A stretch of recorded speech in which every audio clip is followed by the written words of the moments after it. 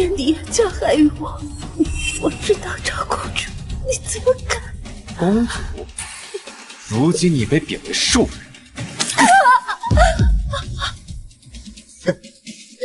现在你的命运，就连路边的一条野狗都不如。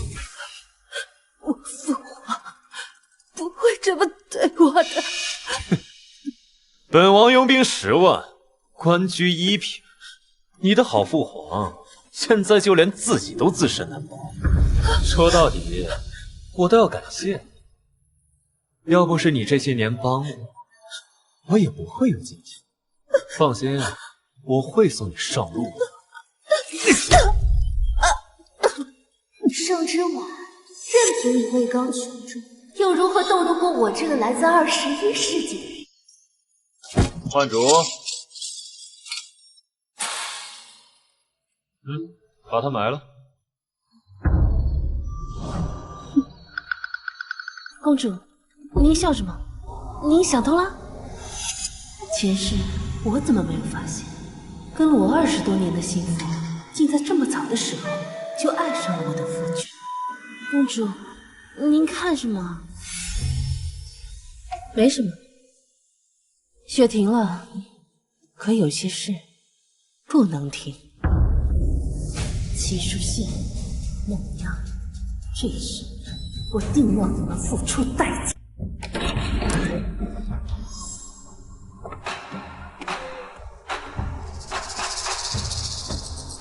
之婉，此事我确有错，但是阿央是无辜的。你如此咄咄逼人，难道你忍心看着一个无辜的女子去死吗？再说了，不过一个名分而已，你又何必在意外人怎么看？好一个何必在意外人！当初我在紫圣殿外跪了3天3夜，不惜以死逼迫父皇给我们赐婚。所有人都笑话我为了一个落魄世子失了志，其他人怎么看待我根本不在意，但唯独你不行。可如今你却为了他的名分，不惜让我再次成为整个京城的笑柄。是我的错，请公主大人不要责怪世子，一切都是我的错。你没错，之婉，你是公主，我是国公世子，难道连纳个妾的权利都没有吗？之婉，我在雪中等了你1夜，只为求你给他一个名分。我答应你，只要名分，往后我绝不再见他。我给你一笔银钱，保你后半生无忧，你可还愿做他的妾？在现代做了10几年的事情，老娘好不容易穿越古代，肯定要抱好世子这条大腿。钱我要，世子夫人我也要当，耶稣都忍不住。说的。请公主开恩，这人世间，女子的名分最为重要。求人是这么求的吗？教教孟姑娘，何为求？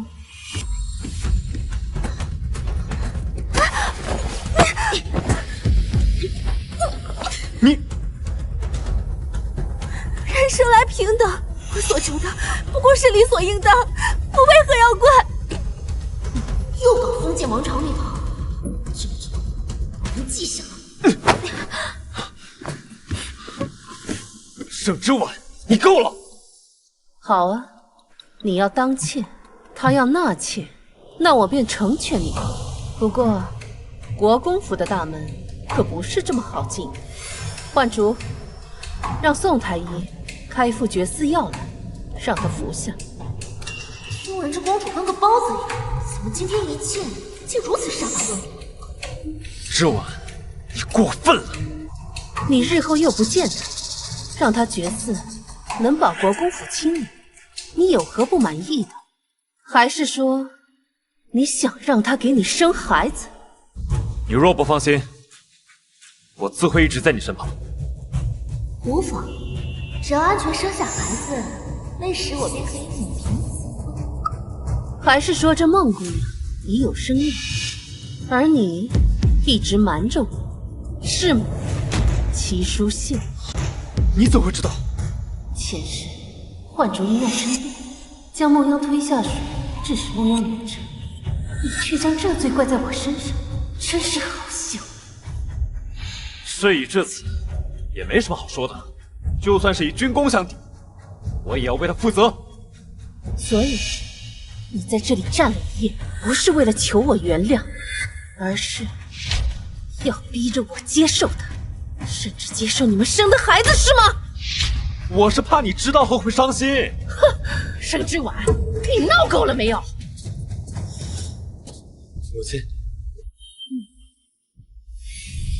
哎呦，可怜劲儿，一个有伤，一个有孕，居然还要在这里被人家搓磨。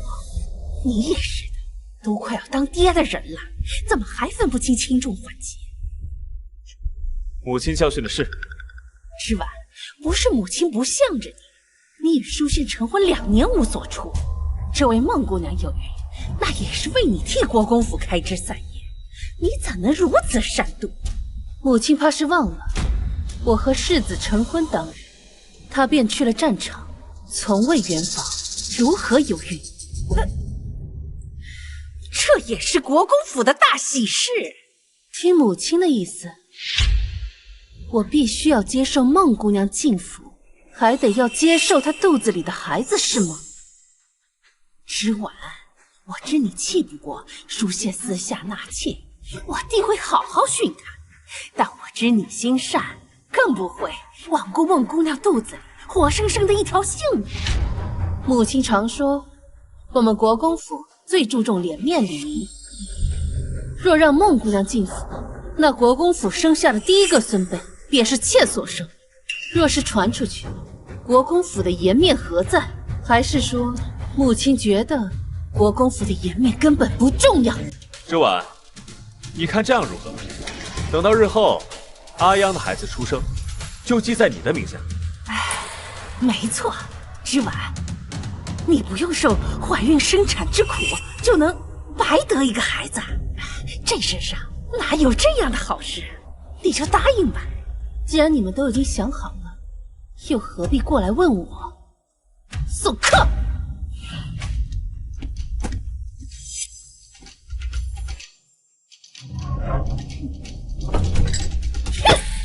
果然还是改不了皇家公主的做派。舒宪，此次你去殿中受封，领了军功，回头定要好好教训教训他为人儿媳的规矩。公主，今天就算您要罚奴婢，奴婢也有话要说。您是公主，回家之前金尊玉贵，奴婢就不明白，您为什么不惜跟宫中撕破脸，也要下嫁到齐国公府？可您的一片痴心换来了什么？他们连最基本的尊重都没有。还有，他们私下挪用您的嫁妆，分明就是把您当成什么？当成银票。公主，你笑了，你好久都没有笑过了。公主快走！嫁妆是你唯一的遗诏，我还不能给呀！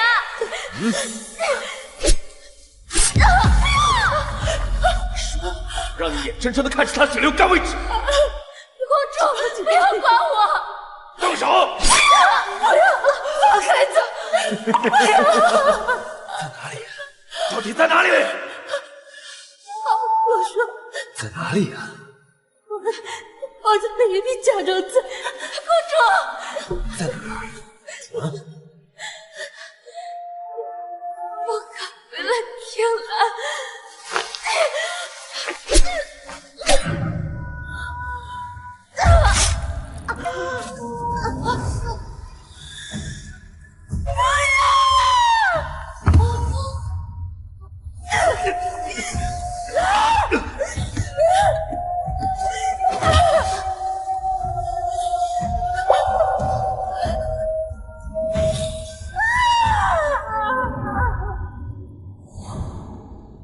天蓝，今生我定要护你平安。公主，你怎么哭了？哎呀，早知道我就不该说这些的。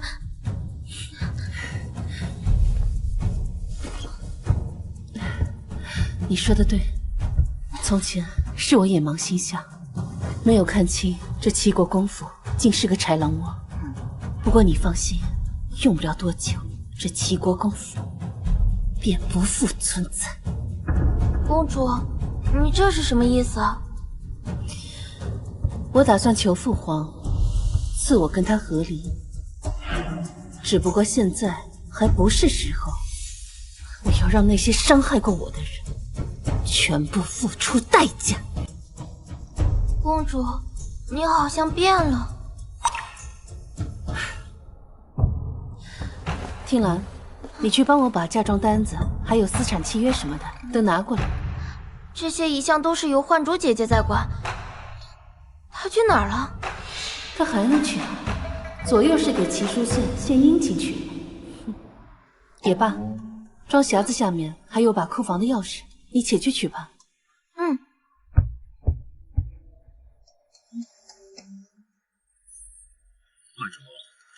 你且去盯着你家小姐。奴婢明白，世子的钱一分都不会少。我知你醉心于我，你放心，日后名分地位我都会给到你。奴婢什么都不要，只要能留在世子身边就好。好，那有什么你就尽快告诉我。快去吧。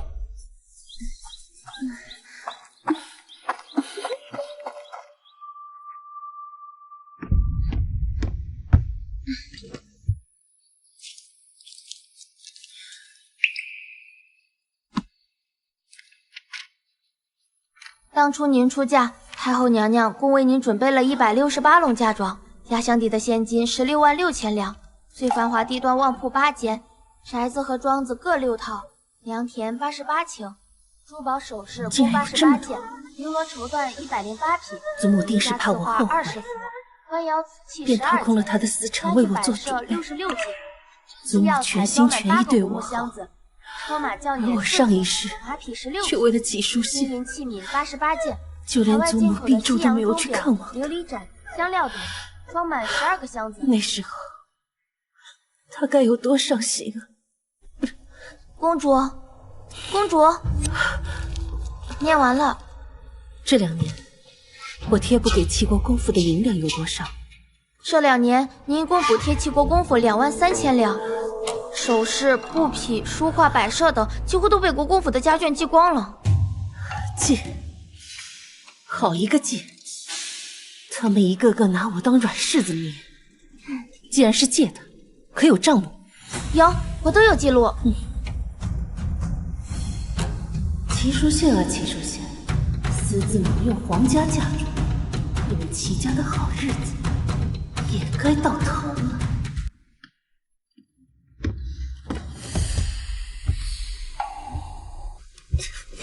你怎么能碰这些东西？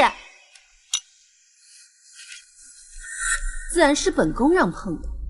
怎么，还需知会你一声不成？公主这话什么意思？奴婢打小跟在您身边，10几年来兢兢业业，处处为您考虑。您不跟我说一声，就让人碰我给您管制的嫁妆单子。若是觉得奴婢哪里做的不对，您直说便是。你这是在跟我说话？不过也对，你有齐书县为你撑腰，自然不会怕我。奴婢只是给世子爷送了伤药，别无他想。对了，奴婢送药时听到齐大小姐跟老夫人道您的不是，骂得很是难听。但世子爷是向着您的呀，他是个顶好的夫婿，公主大可放心。是谁允许你擅自给他送药的？奴婢还不是看您和世子爷吵得凶，愿向花干戈为玉帛，这还不是为了您好？哼，好一个为了我好呀！一句为我好，便把我吊命的伤药给送了出去。这不知道的，以为齐书县才是你的主子呢。公主怎么能这么误会奴婢呢？奴婢只是担心您和世子爷一直闹矛盾，会被人趁虚而入，到时候伤心的还不是公主您？但您却这么想奴婢，真是让奴婢感到伤心。你要是觉得奴婢哪里做的不好，就将奴婢打发出去好了。好啊，那本宫便不留你了。听兰，把她送进宫去，记得是冷宫。公主怎么能这么无情？奴婢打小跟在您身边，如今回去，哪里还有主子容得下奴婢啊？你还知道你是我的奴婢？你擅自把我的药送人，我还以为你是我的主子呢。公主息怒，奴婢再也不敢了，奴婢再也不敢了，是奴婢自作主张，求公主开恩。既然知道错了，那便受罚吧。以后你便降作4等丫鬟，去院子里洒扫伺候去吧。公主，滚！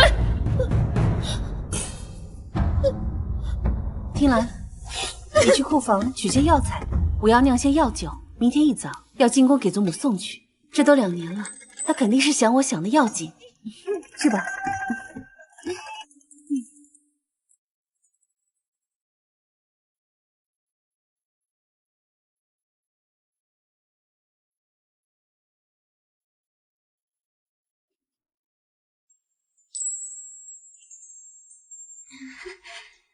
公子好了吗？别急，快要画完了啊！哎，听说了吗？庆宁公主回宫了。是真的吗？千真万确。所谓何事啊？听闻他那夫君连中3元，又在苍南立下大功。我爹说呀，他马上就要进宫受赏。听说陛下有意封他为正4品的平颜将军。不过，有话快说。不过听说他带回了个农女，是他的妾。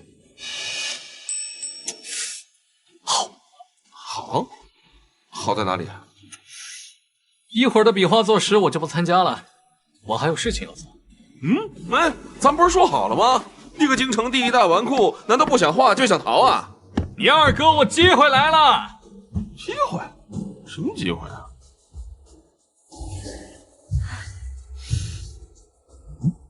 公主，盛之婉。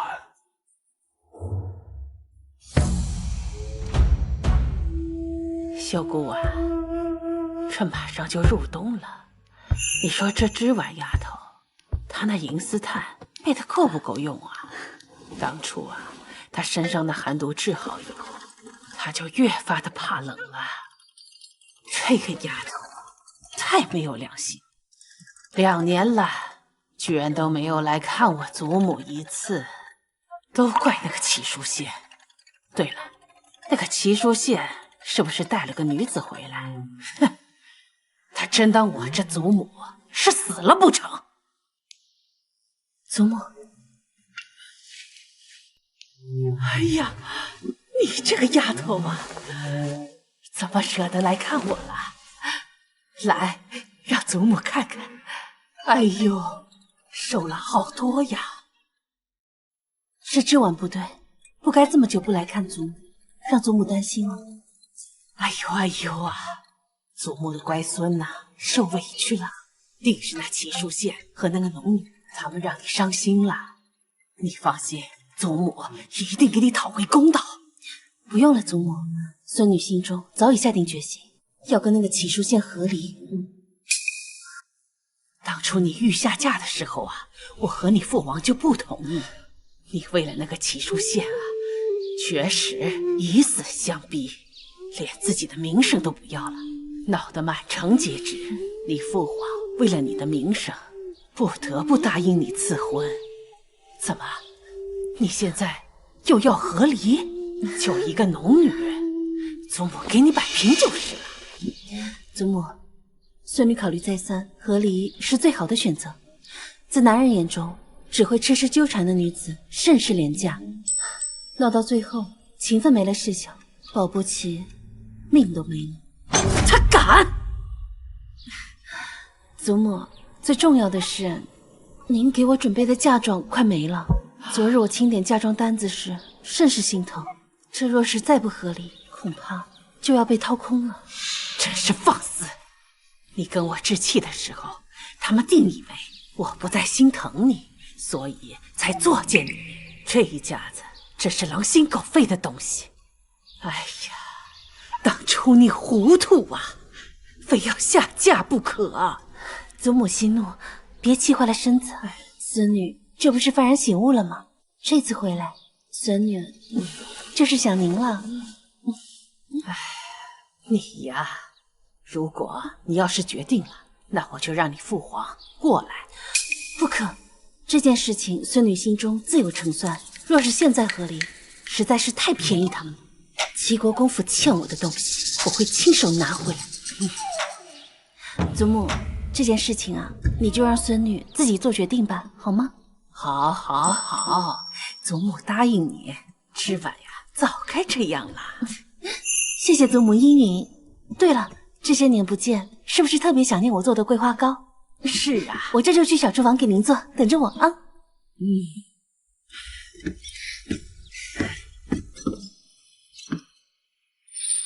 老奴许久未见太后娘娘如此开心，听说今日驸马助攻受伤，要不要老奴去把她喊来？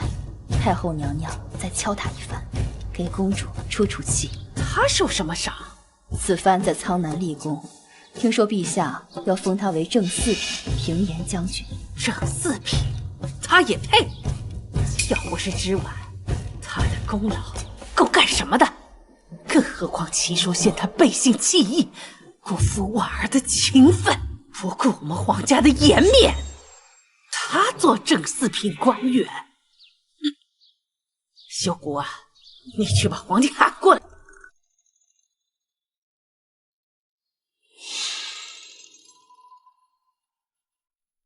陛下，外头疯传庆宁公主求旨下嫁，惹恼了您和太后，但您自然是心疼庆宁公主的。齐世子明知如此，还明目张胆的纳妾，未必什么？未必不是居功自傲啊！老奴从小看着庆宁公主长大，心疼她呀。当初齐世子说过，绝不纳妾的。罢了，这么大年纪了，起来吧。谢陛下。太后也来找过朕，齐书县年轻气盛，正四品的平颜将军，的确是有点太抬举他了。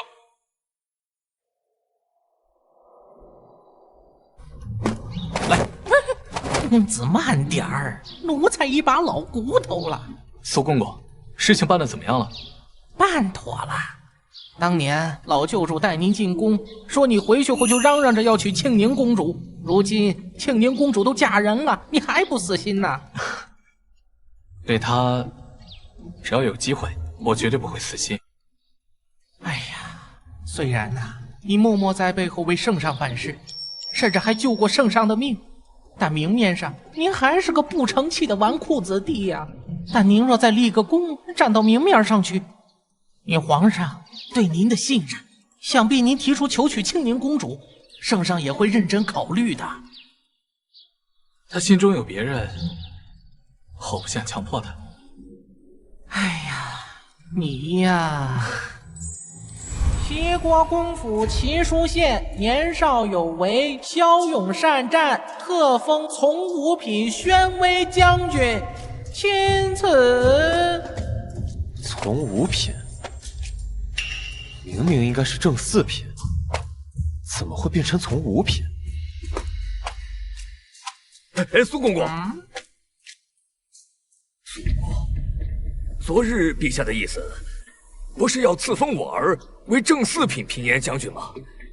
怎么今日变成从五品了呢？齐国公和世子是在质疑陛下吗？不敢。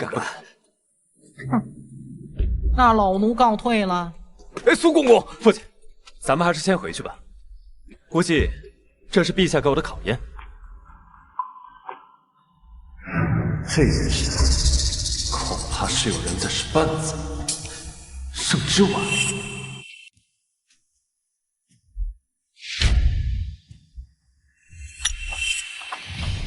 圣之婉，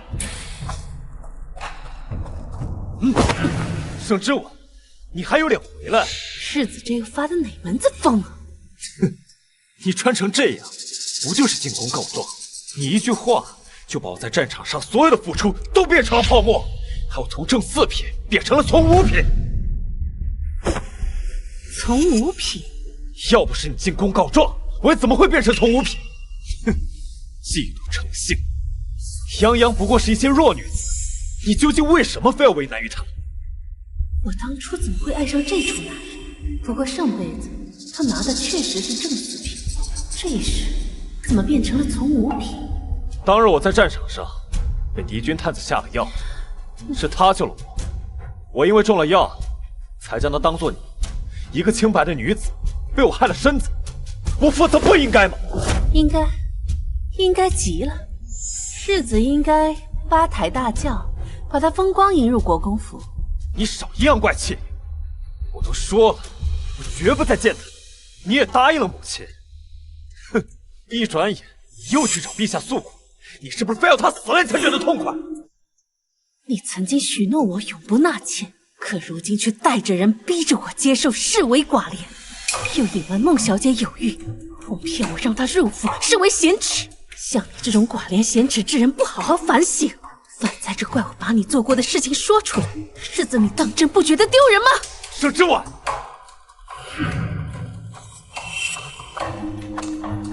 盛之婉，别后悔！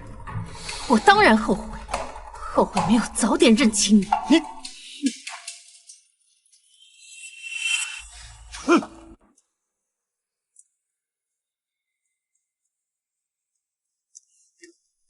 公主，我回来了。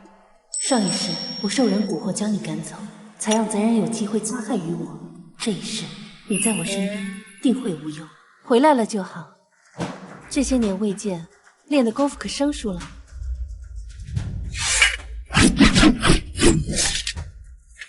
公主放心，没有谁能欺负了你。太好了，这样我们又能一起守护公主了。盛之婉，你给我出来！盛之婉，给我滚出来！盛之婉，盛之婉，你个内宅妇人，不好好在后院伺候公婆，居然跑去前朝搬弄是非，害得书县的赏赐降了2个大比肩。拖延，连饭里的调棋手之力，还不赶紧把他给我拖去祠堂跪着！大胆婢子还敢拦？今日你们2人是谁跟着盛之婉进宫的？赶紧站出来打30板子，否则一起发配出去！上一世我被父皇贬为庶人后，就是他和孟央联手害死了我。你们记住，这个齐国公府是我们齐家的，我们说了算。盛之婉，你个贱人，搞砸了书县的赏赐，你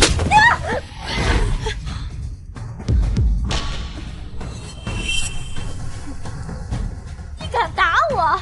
你怎么敢打我？以前你不是最会讨好我跟母亲的吗？盛之婉，你是不是疯了？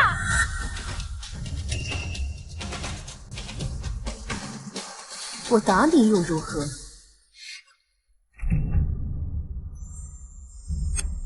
我之前就是太过于讨好你们，以至于我祖母给我的嫁妆被你们瓜分，还想骑我头上作威作福起飞檐。从现在开始，你的好日子就该到头了。拿过来！你放开！你放开他！盛之婉，你放开！快放开！放手！放手！你个瞎呀！这是我的脸！放手！小姐，你没事吧？你们瞎呀？死人呀！打得我疼死了！回头把你们都卖了！盛之婉，这是我的东西，你能不能要点脸？这个可是西域皇室进贡的金香财宝头面，姐姐你说是你的，这难不成你私下跟西域皇室有联系？有联系又怎么样？这本来就是我的东西，难不成因为你是公主，这东西就得归你吗？暗指未经父皇允许，私自联系他国皇室，该当何罪？又该当如何处置？启禀公主，思廉他国皇室应当以谋逆罪论处。什么？若是陛下知道，应当是罚满门抄斩。那便送去大理寺，国公之女谋逆，当大理寺审。是。沈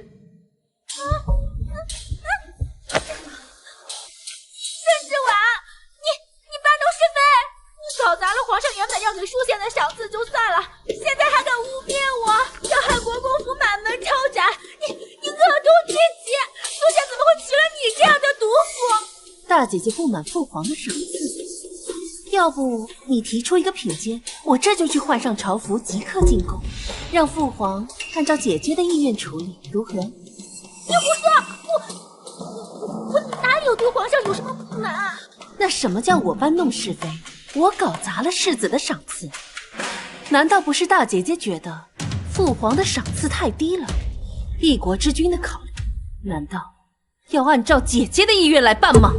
这盛之婉以前在我面前连个大气都不敢喘下，如今怎么扯得这样吓人？你胡说八道！我没有。思廉他国皇室，智慧陛下旨意，数罪并罚，恐怕满门抄斩也是不够吧？估计要株连9族呢。只可惜姐姐那个刚满周岁的儿子，送去大理寺吧。是。怎么办？淑贤，你不是最喜欢淑贤了吗？我是淑贤的长姐，你不能这么对我。难道就不怕淑贤会生气吗？我怕他没有被我气死。啊！你不能这么对我，你不能这么对我啊！还不赶紧带下去！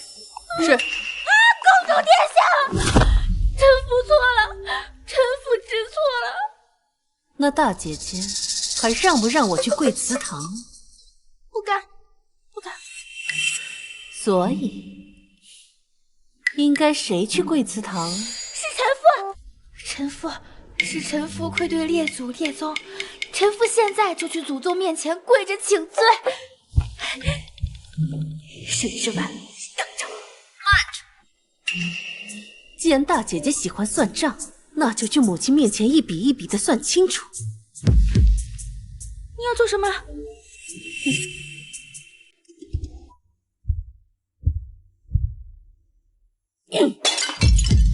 你还有脸来见我？作为国公府的儿媳，竟因为丈夫纳妾，便跑去宫里告状，我们究竟是哪里对不起你？燕儿，你这是怎么了？啊！母亲，这盛之婉竟然敢打女儿，而且他还污蔑我们谋逆，要捉女儿去大理寺，他威胁要诛我们国公府9族。母亲，您可一定要为我做主啊！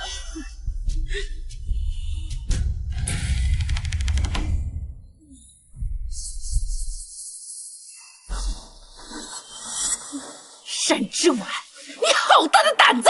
身为国公府的儿媳，竟敢这样忤逆长辈，构陷姑姐！既然大姐姐说不清楚话，那便请大理寺城的人过来一趟。方才大姐姐去我院中大放厥词，一则说西域进贡给我父皇的财宝是他的，二则说世子功劳大，父皇给的赏赐不够。若此话传出，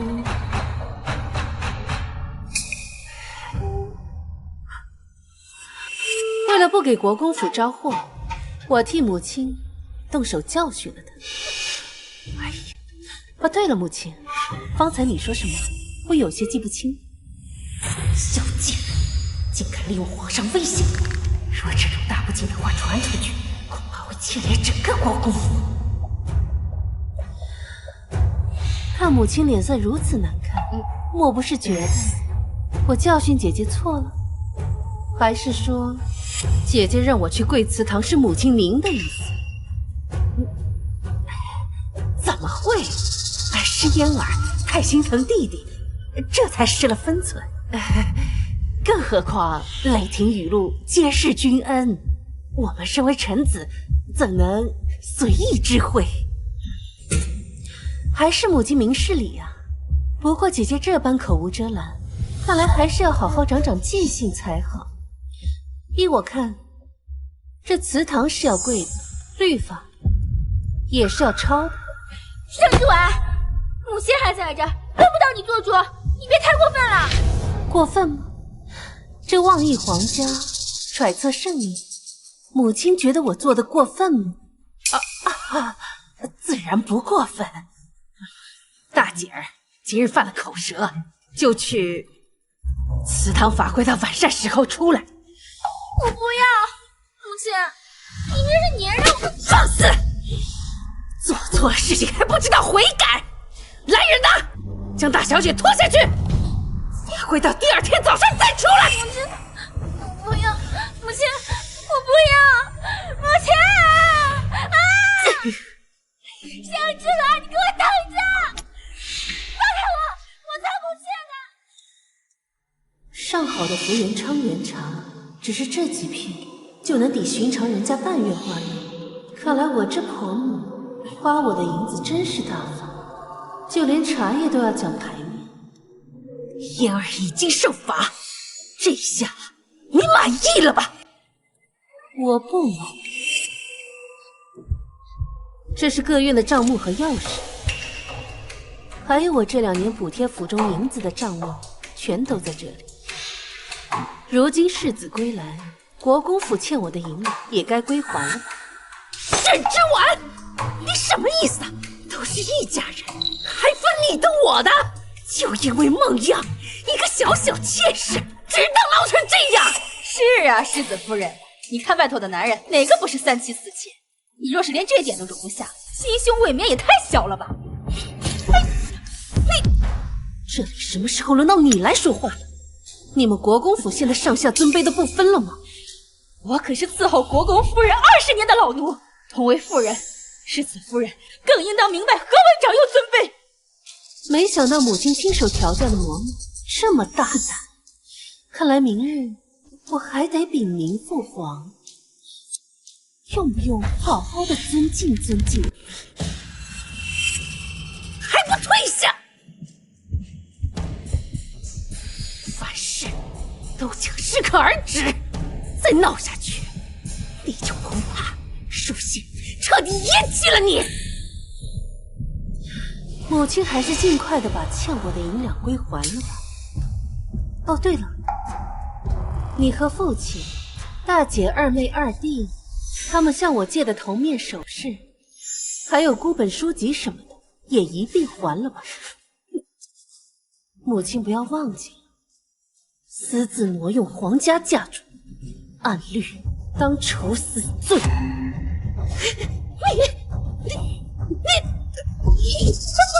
人，快来人呐！国公夫人被世子夫人气得晕倒了。公主，这没事吧？这2年我时时贴身照顾她，她的身子早已大好，不过是演戏给我瞧罢了。盛之婉，你给我出来！盛之婉，你给我出来！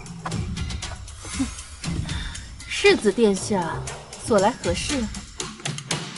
既嫁给我，就该将国公府当做自己的家，将我的亲人当做自己的亲人。不曾想，你却长过长己，还言语刻薄，将我的母亲气晕。不可因为泱泱的事就迁怒于别人，这件事终究与他人无关。现在，跟我一起到文熙院，跟我母亲、长姐道歉。凭什么？就凭你是我的妻子，女子出嫁从夫，孝顺公婆，乃天经地义。我刚嫁进来的时候，你就去了苍南，你母亲病重，是我日日为她伺候汤药，揉捏穴道。你大姐夫的差事也是我帮她求的，还有，你那大姐的首饰头面也是跟我借的。哦，对了，你那幼弟齐书朗，也是我帮他请的杜大儒来为他授课，以他的智商，你以为哪个夫子愿意来教子？你们国公府所有人的吃、穿、用，哪一样不是我的？如今你想当我的天，让我从你？齐世贤，你觉得你配吗？你身为女子，这些本来就是你该做的。好了，我知道你因为泱泱有孕，心中有气。这样吧，今夜我就留在你的院里，我们生个属于自己的孩子，可好？你泼妇，日后若是想我再踏入你的院里，是绝对不可能的。哼！公主，刚刚那一巴掌，我刚才那一下怎么样？飒吗？飒。不过公主，你少用了点力。啊，对哦，我应该用大一点的力气啊。你刚刚应该这样，狠狠的打，对，狠狠的打才解气。法力应该是这样。只见那俊俏小生攻敌特异，趁其不备，瓦解6部联盟。又引奔逃诱之，是逐个击杀。好，精彩！公主，楼下说的是世子退兵那一战吗？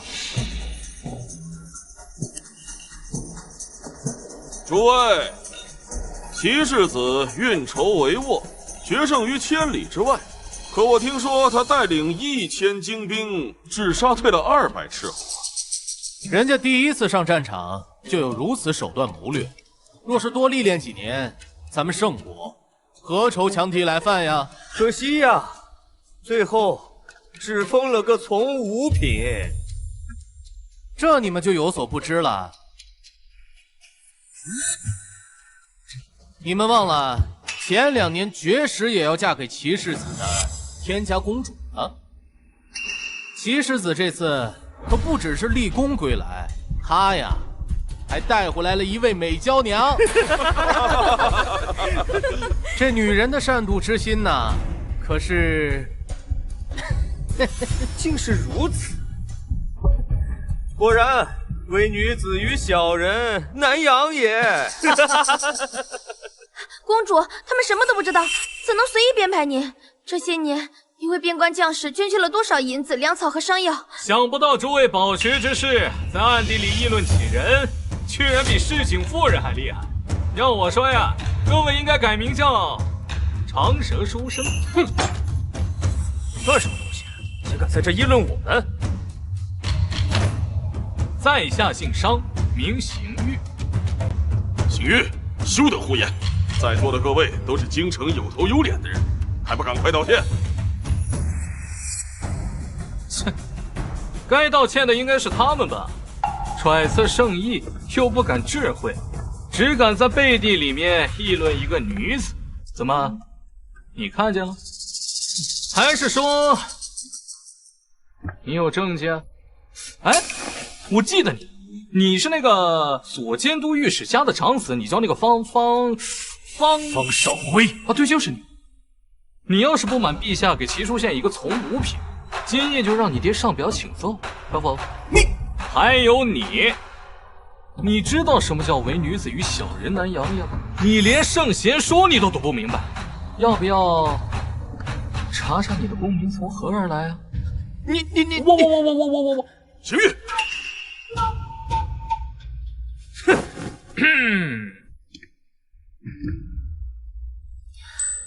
他竟然会为我说话，这12公子可比齐书县强多了，只可惜是个纨绔，不然他和公主蛮相配的。有吗？公主，楼下吵起来了，商修远让商行玉给众人道歉。商行玉，你一个京城第1纨绔，有什么资格议论我等？还不速速道歉！对，就是道歉！道歉！方才你们说本宫无知浅薄，玩弄心机，参见公主。参见公主。你意思是，齐世子立功归来，只获得了从五品的封赏，是因为本宫妒忌所致吗？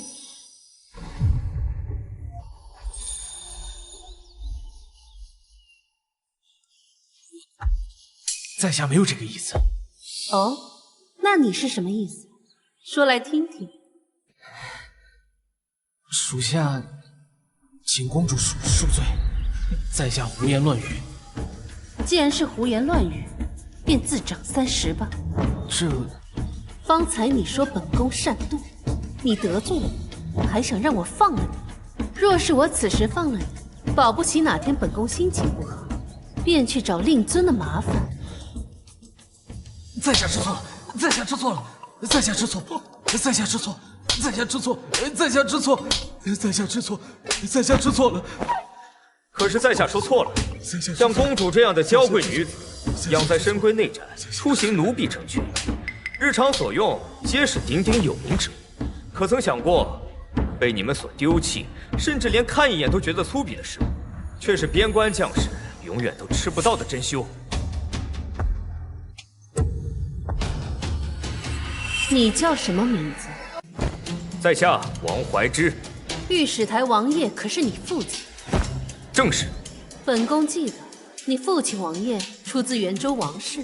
你既然如此大义，不知你可为边关将士做了什么？我，在下尚未入仕，若是入仕，定然能为将士们争取更多，至少让他们有粮吃，有衣穿。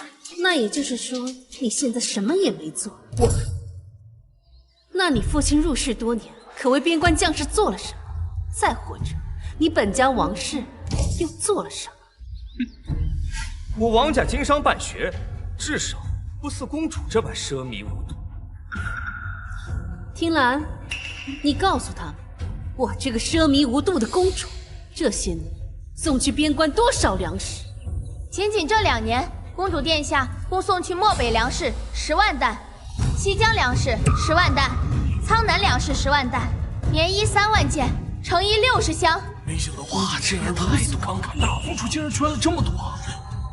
不可能，像您这样的内院女子，恐怕连粮价都不知道吧？如今的太平粮价，每担粮500两，加上棉衣和成药，本宫共捐银17万两。这也太多了吧！竟然捐了这么多！你一介女流，哪来这么多银子？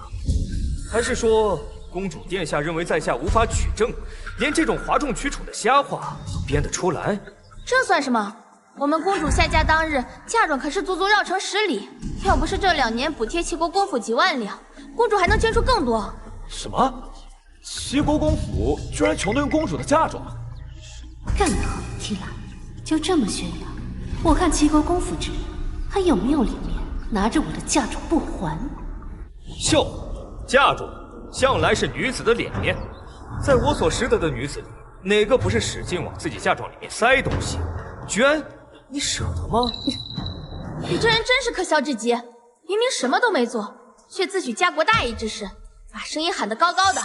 别人做了，你又以己夺人，真当我家公主跟你一样？也并非无从考证。我记得商大公子的父亲商将军和几位戍边元帅常有联系。你若不信，可以问问商大公子。本宫每次捐赠时所用的名号都是盛世堂。商兄，此话可是当真？这公主大义，想不到这盛世堂是您的产业。在下替家父及边关将士拜谢您的大恩。这怎么可能呢？不，商兄，莫不是你看她是公主，故意偏袒于她？王兄若是不信，可随我回府一观家书。家父的确常提起盛世堂捐助粮草以及棉衣，数量与公主所说分毫不差。是我们错怪公主了。看来齐世子能打胜仗，背后也少不了公主的支持。既如此，王兄打算如何向公主赔罪呢？公主殿下，对不住。王兄是一个未入世的白丁，一句轻飘飘的道歉有何分量？你待如何？你是王家大公子，想必应该有不少私房钱吧？这样，你拿出2000两，在京城的贫民窟设一个粥棚，记得粥棚上写上本公主的名号。多谢公主大恩。你们都退下吧。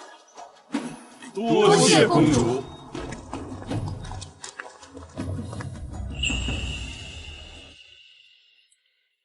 公主，舍弟向来顽劣无礼，方才多有叨扰，还请您不要计较。商大公子说笑了，二公子性格直率，说话坦荡，倒比那些背后议论是非的伪君子强多了。公主教训的是，在下定当谨记今日教诲。方才我听说你让二公子给众人道歉，想必有些错怪了他吧？是我唐突，略有不妥。那便请商大公子给商二公子道个歉吧。传闻都说商大公子君子谦谦，温润如玉，尤其是对非异母所出的同胞兄弟呵护至极，难不成都是假象？果然还是从前的他，嘴巴又毒又可恶，最喜欢戳在人最痛处。道歉就不用了，我在各大茶楼、酒楼共欠3000两，还请兄长帮我还了便是。3000两，我一个月月钱才5两。当然没问题，我的好弟弟。那就多谢大哥了。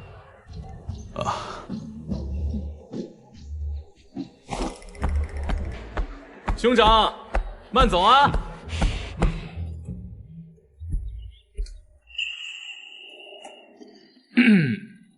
公主殿下这么为在下撑腰，我还真是不敢相信。我知道这聚贤茶楼是你的私产。什么意思啊？本宫今日来此，不为别的，只为商二公子。您说为我？商二公子人中龙凤，却因生母出身商贾，便被家族一直打压。既如此，何不找个人同谋呢？同谋？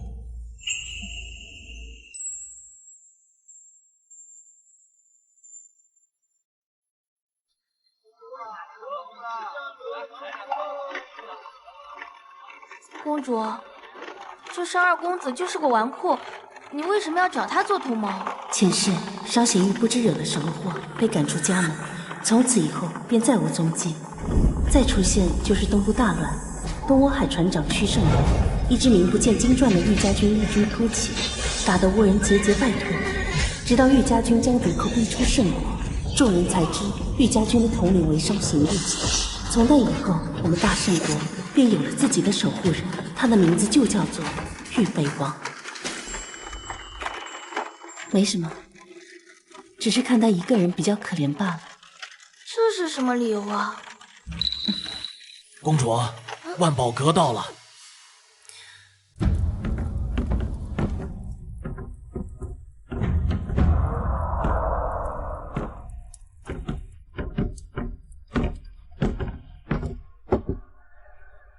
本宫让你寻的人，可寻到了？回公主，寻到了。小人按照您的吩咐去了那廊门巷子，果然发现国公爷的贴身小厮孙峰守在里面。小人一直守在酉时才见人出来，确是国公爷无疑。住在那里的可是国公爷的外室。公主英明，确是国公爷外室陶氏，而且这个陶氏怀孕了。什么？整个京城都把国公爷当做爱妻楷模，没想到他竟然养外室，还有私生子啊！哼，咱们国公夫人不是说，不必经历生产之痛便能当母亲是天大的好事吗？既然如此，那这样的好事又怎能让他儿媳一人享受？公主的意思是， 3日后，国公夫人要去奉国寺上香，你想办法让他和陶氏见上一面。是。公主英明。对了，还有一件事情，办得如何了？回公主，小人已经按照您的要求，让人连夜洗了出来，请您过目。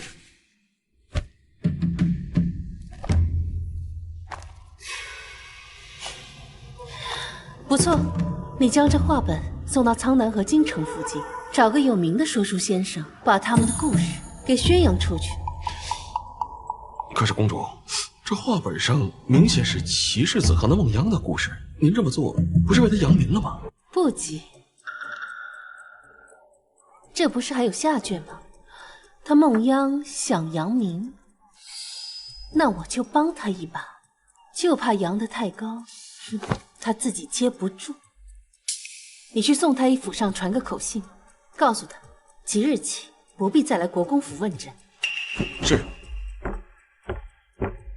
从前为了齐书县付出太多，如今既然准备合理，无论是钱财还是人情，我都要一一收回，绝不会手软。夫人，哎呀，夫人，为夫今日公务繁忙，实在是脱不开身。下次我一定亲自陪你去上香。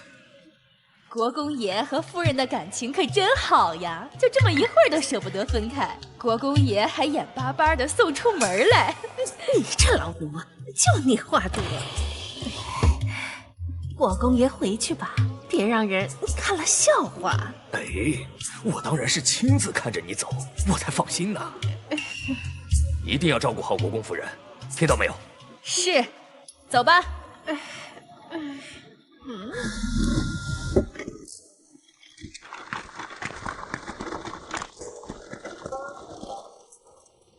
老爷，走，去找陶娘。是。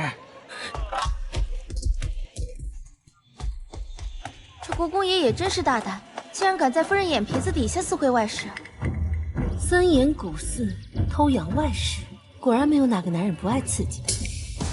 走吧，我们去看这出好戏。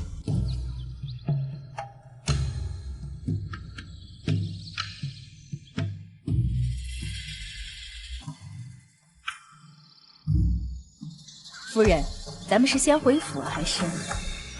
听说凤国寺后山的红梅开得艳极，可真是难得一见的景观呢。据说这红梅代表长寿之意，多去看看，我等啊都能长命百岁呢。咱们也去后山转转，沾沾神明的福气。是。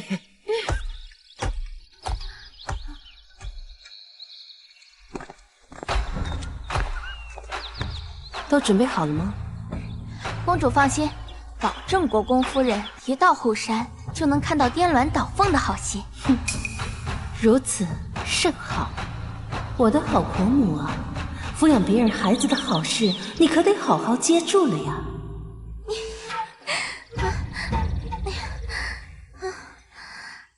无意苦争春，一任群芳妒。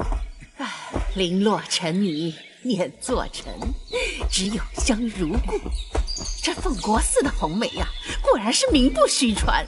确实。侯爷，轻一点。大胆！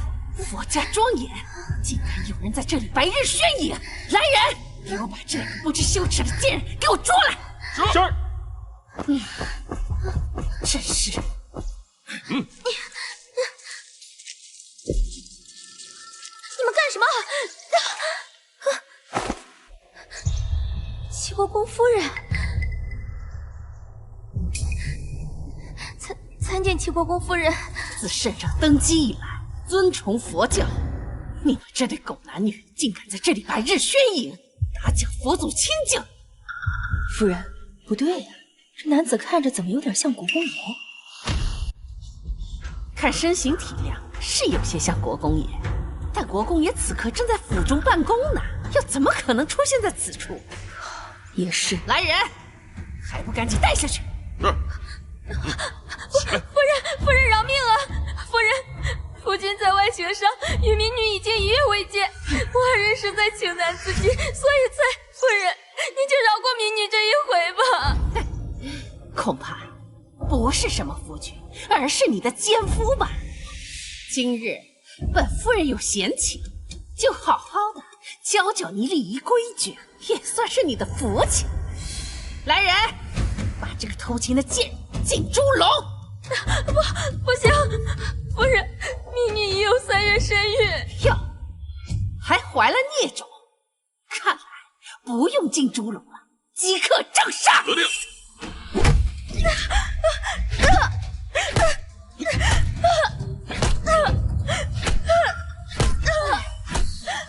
你不安一世也就罢了，可挑男人的眼，竟如此差！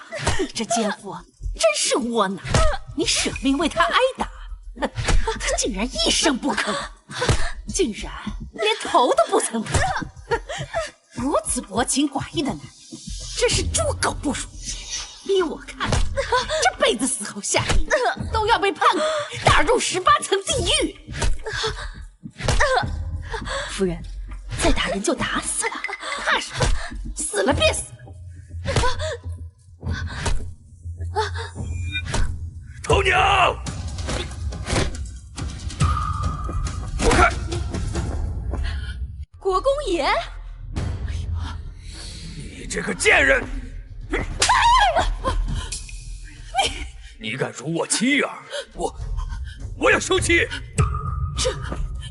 这是你的外室，齐国华！你竟敢豢养外室，我跟你没完！滚开吧你！夫人，若不是你生性善妒，我又怎么会想出把人养在外头的法？今日我就要带陶娘回府！你敢！我穆族可是金河崔氏，你若敢纳妾，我定让我穆家在朝堂斬你，死得不祥！哼，你不过就是崔氏的旁支，别在这给我摆什么贵女的架子。不要忘了，当初你嫁到国公府的时候，才区3台嫁妆。要不是这些年在国公府吃好的喝好的养着你，哪有今日的位子？我告诉你，陶娘和她肚子里的孩子，要是有个3长2短，下半辈子就去佛堂忏悔吧。接着，陶娘。夫人，夫人，快来人呐！夫人，快来人！夫人又晕倒了，快去求送太医！快！公主，这国公爷说话也太难听了。好歹国公夫人为他生儿育女，他怎么能为了一个外室休妻？世间男子无不薄情，这国公夫人的好日子还在后头呢。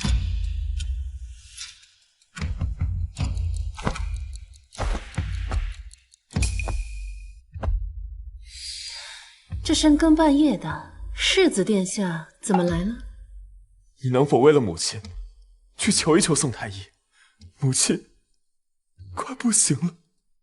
你觉得呢？这都什么时候了，你还有闲心跟我开玩笑？难道你要眼睁睁地看着母亲出事？世子啊，你还是请回吧，你的忙我帮不了。好，盛之婉，你好得很。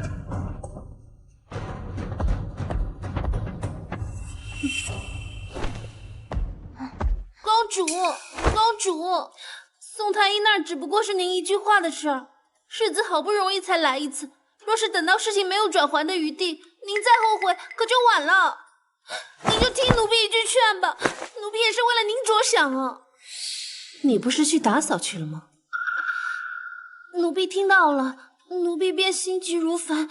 奴婢只是尽了奴婢应尽的本分。你有一句话说错了，本宫会不会后悔不知道，但是你定然要后悔了。什么？这齐国公府如此之大，你却有闲心关心别人的事情，那从明日起，整个平兰居所有的马桶都由你来刷洗。这可是最下贱、最聪明的奴婢都不愿做的事，公主怎能如此折辱我？来人，把她给丢出去！公主，公主，奴婢错了，奴婢再也不敢了。公主，您真的要换主姐姐去刷洗马桶啊？你想过没有，比起本宫这个主子，她好像更关注齐书宪一些。公主的意思是，她向世子投诚了？不是，奴婢不懂。他们俩有一腿。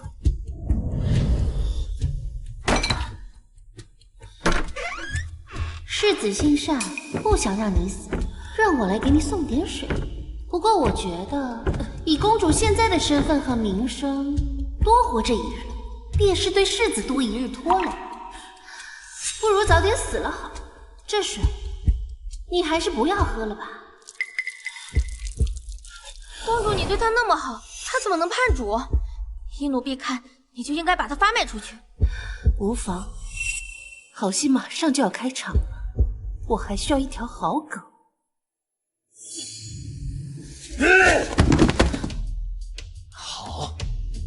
好的很。既然他要闹，我倒要看看他到底忍不忍得住。你确定他已经歇下了？是的。世子，你去哪？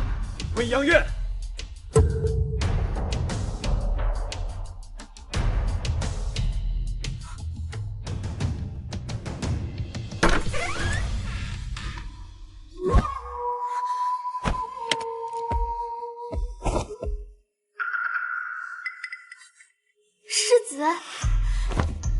世子，您怎么来了？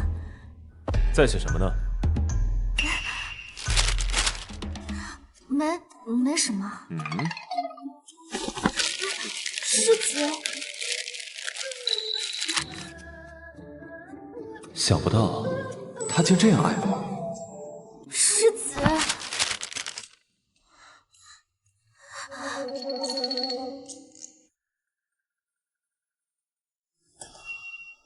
世子，您不是答应过公主，以后再不来见我吗？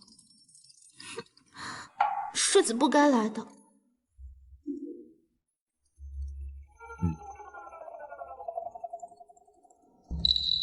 世子还不走吗？啊，知婉性格执拗，今晚我就留在这里，给他些教训。日后若是他认识到错误，还需要你去向他说明今晚的事情。都听世子的吩咐。姐的宫斗剧没有一部是白看的，小小世子拿捏。世子，奴婢不才，也略懂些医术。听闻老夫人重病，奴婢愿斗打一试，替世子分担，以示孝心。我和孟阳相识不久，他便能想我所想，感我所感。盛之婉，你当真是不知好歹。那就有劳你了。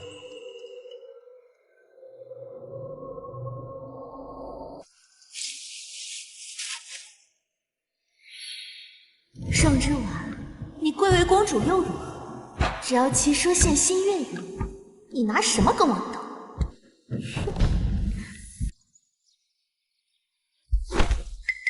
世子，昨夜我照顾了老夫人一宿，现在她已苏醒，你稍后可以去看看她。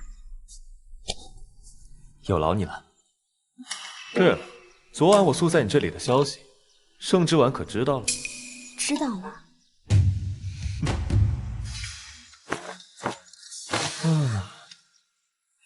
他要是有你这般懂事，那就好了。待会儿我就去管家那支1000两银子，给你打造副首饰，如何？多谢世子。什么？没钱？是啊，世子，咱们府中只剩下200两现银。府中怎么会这么穷？那些田产铺子呢？再不济，总该有些收入吧？世子忘了，舒朗少爷沉迷马术，跟人赌马，把府里的几间铺子输去大半，田产收成也不好。国公爷听闻有富户收地，便高价卖出了。那这些年的花销都从何而来？花的都是世子夫人的嫁妆啊！这些年，老夫人的药钱、大小姐的首饰、少公子的学费，都是出自世子夫人的嫁妆。现在世子夫人不管家了，这钱老奴也不知道该为谁去要啊。你母亲病重，是我日日为她伺候汤药，揉捏学道。你大姐夫的差事也是我帮他求的，还有，你那大姐的首饰头面也是跟我借的。哦，对了，你那幼弟齐叔老也是我帮他请的杜大儒来为他授课。原来他说的都是真的。世子，这个月的月例银子明日就该发下来了。您看，我去找母亲问个清楚。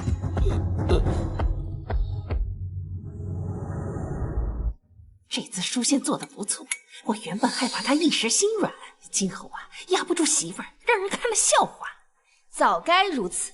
这盛之婉就是被骄纵坏了，不仅善妒，昨夜年病危，他竟敢不来市集。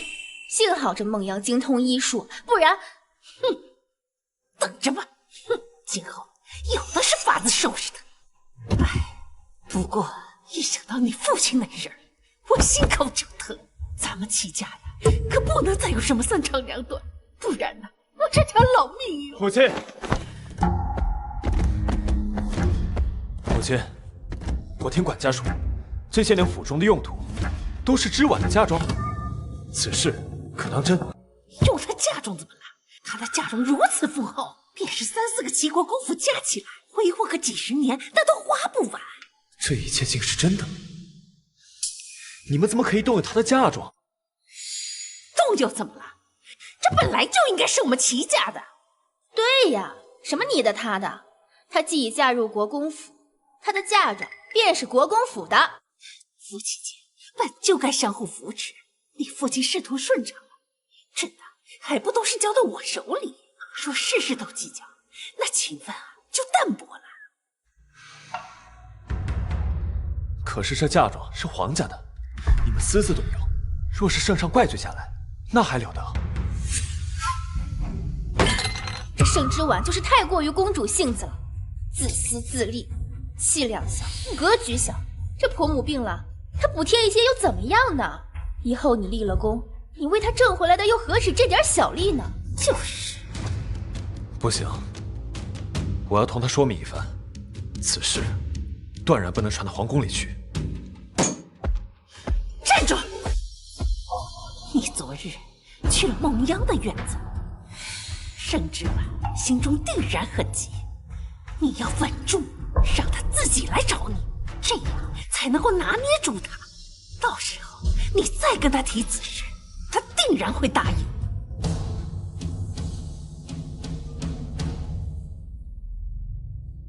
世子啊，小的以为原本你应得的是正四品的封赏，就因为家中有个杜父，害得你变成了从五品。那女人连孟姑娘这样善良的女子都容不下，真是个恶妇啊！大虎喝多了，扶他去休息。来，别醉。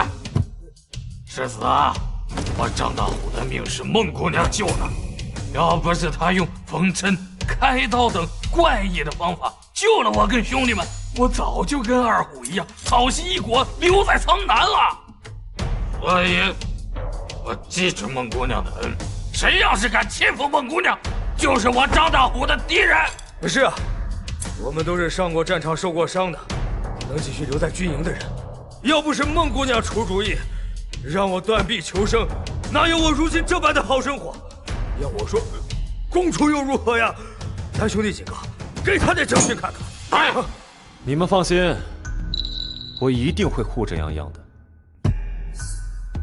只可惜呀，景宁公主先行一步为边疆捐粮，这恐怕对孟姑娘不利呀。捐粮？世子难道不知吗？昨日的事都传遍京城了。公主以圣食堂的名义给边境各城捐了30万担粮、3万件衣裳，还有药物、银钱。她竟捐这么多！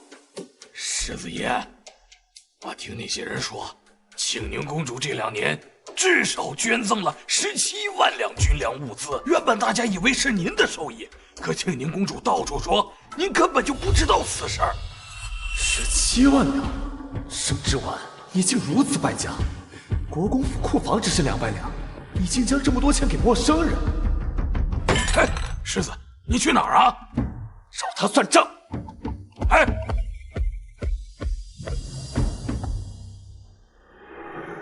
哎，世子，这还没结呢！就见点翠香珠头面上最大的粉珠被换回来。这幅画一是仿品，这只青釉瓶也是假的。这太过分了！公主的嫁妆竟然被换了这么多。公主，奴婢真的不知道怎么回事。盛之婉，盛之婉，你是不是捐了17万到边疆？怎么？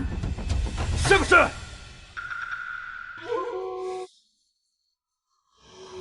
是啊。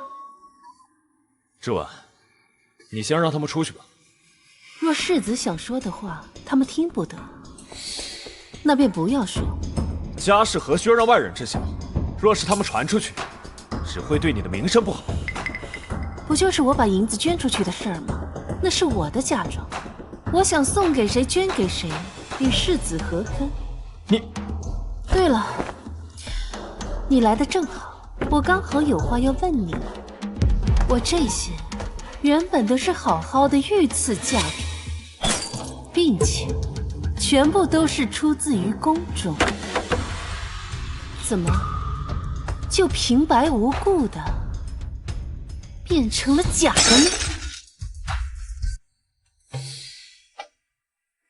哼，胡言乱语！你的嫁妆都放在了库房里，要是有你的丫鬟管着，怎么可能会变成假货？就算是变成了假货，也许是你的人出现了问题。幻竹，把你刚才说的话再说一遍。前段时间，舒朗少爷常常来库房中寻找书画观摩，如图说渴了热了，便将奴婢支开了几次。除此之外，奴婢发誓没有再让任何人进来过。不可能！盛之婉，你非要闹得国公府上下不得安宁，才罢休是不是？舒朗一向乖巧孝顺，对你这个嫂嫂更是恭敬有加。你为了泄愤，竟连他的名声都要败坏。乖巧，他上一世可是害死不少无辜孩子，小小年纪便痴迷赌博，还差点让人将我侮辱。我到底有没有败坏他的名声，一查便知。不行，这件事绝不可能是舒朗做的。你查他，让外人怎么想？国公府最近是不是很缺银子？什么？刚才你怒气冲冲跑来质问我，无非是我把银子捐出去了。世子是觉得我的银子应该给国公府用上？哼，荒唐！齐国公府哪里用得上你的银子？那世子爷刚才怒气冲冲进来质问你这样做，不就是因为昨日我去了泱泱那里？你怨我，恨我，冲我来便是，何必关联到家人？舒朗不过是个孩子。齐国公府家风清正，那齐书郎只是个10多岁的少年，应当做不出来偷了嫂子嫁妆这样的事儿。难道真是公主她？我只是想查清楚，到底是谁偷了我的嫁妆。世子为什么要上升到这种程度？至于你去看什么梦央还是陈央，我根本不在意。如果你不想让我查，那就报官吧。听兰，无论是谁，都要给我查出来。慢着！母亲，母亲怎么来了？你嫁妆当真被人换了，还怀疑是舒朗做的？我不是怀疑，而是去我库房的只有舒朗一人。你若是诬陷了舒朗，该让孩子多么难过！那我就把我的嫁妆全部赔他。手段不可能做这个事。查出来是我嫁妆，这都是我们家的。好，既然如此，那便查，我绝不让水面永远背着这份怀疑。公主口说无凭，你可写一份文书。若是你污蔑疏朗，不仅要将自己的私产全部交给国公府，还要在祠堂不吃不喝，罚跪自省3日。蠢物，这可是你自己撞上来的。好啊，若是真查出是二弟所为，你们不仅要把我的嫁妆补齐，还要把我贴补你们的银两全部归还。至于二弟，也要受到相应的处罚。公主殿下未免也太计较了。你既已嫁入国公府，那便是国公府的人，连你的银子也是。好了，洋洋，别说了。这世上不是所有人都像你这般体贴。好，就按你说的。听兰，去将大理寺陈方大人请来。有必要这么兴师动众吗？怎么，对你二弟没有信心了？我若是不请大理寺，我这文书又如何让官府作证呢？这份赌约又怎能奏效呢？你说是吧，母亲？我相信舒朗，你想请方大人来，便请吧。到时候丢人的可是盛之婉你这个蠢物，擅动跋扈，污蔑自己10几岁的小叔子。到时候，即便你的家人都冲入国公府，也不会再有人说什么。之婉，现在方大人还没来，你要后悔还来得及。后悔？还为时太早。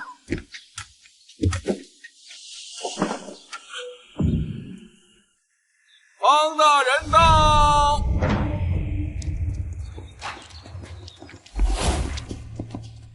微臣参见庆宁公主。公主这是丢了何物？您是怀疑？放开我！你这是放肆！竟敢这么推我儿子！来人呐，把他给我拖下去，重打50大板！母亲，侍卫只是奉我命行事罢了。母亲，为何抓我过来？儿子还在学习呢。齐叔朗，这些东西你可曾见过吗？没见过。是吗？那我怎么记得，当初你想观摩大师真迹，我便亲自带你去取过呢？就那一次，我早忘了。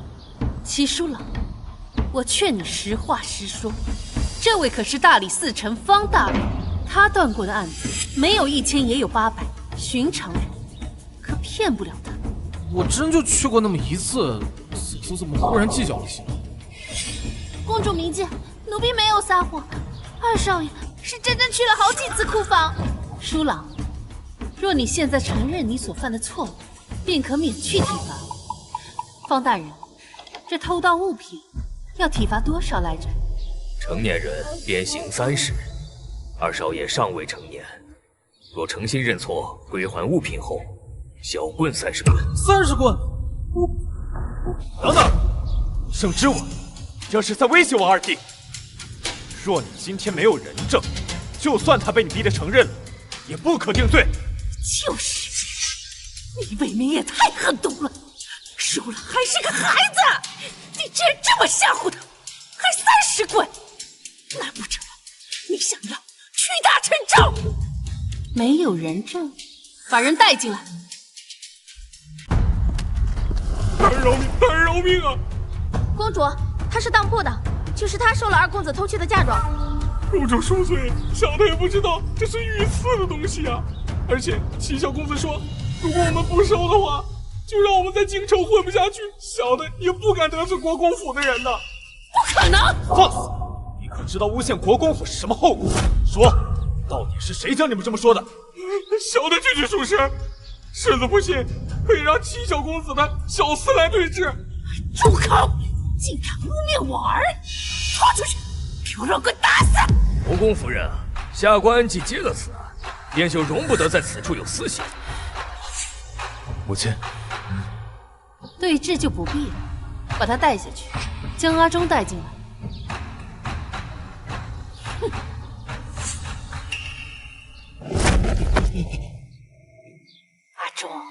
好孩子，不用害怕，说出实情。你爹娘都是府里的老人了，我一定会为你求情的。是不是你缺钱用了，所以才偷偷的拿了世子夫人的东西出去变卖？是小的一时鬼迷心窍，公主饶命，阿忠再也不敢了。阿忠，你可知偷盗御赐之物乃是要株连九族的？即使有国公夫人替你求情，你和你的父母也是活不了的。你确定本宫的嫁妆是你偷的吗？你不用看他，他决定不了任何。本宫倒数3下，如果你再不说实话，我便将你父母一同送去大理寺。是二公子，是二公子指使我这么做的。小人实在不知是御赐之物，小人只是个奴才，实在不敢，也不能拒绝。你敢指我，你是不是不交货了？有错在先，竟还敢威胁下人！天子脚下，岂能容你这样放肆？来人，将二少爷带下去棍打30！住手！阿忠并无证据，你如何确定他说的就是真的？我看你就是为了让我妥协，故意给舒朗定罪。沈之文，你若还想这个家好好的，收手吧。少女时，齐舒朗的事情败了，就是因为阿忠一直给他记着。阿忠，你可有证据？证据有。听兰。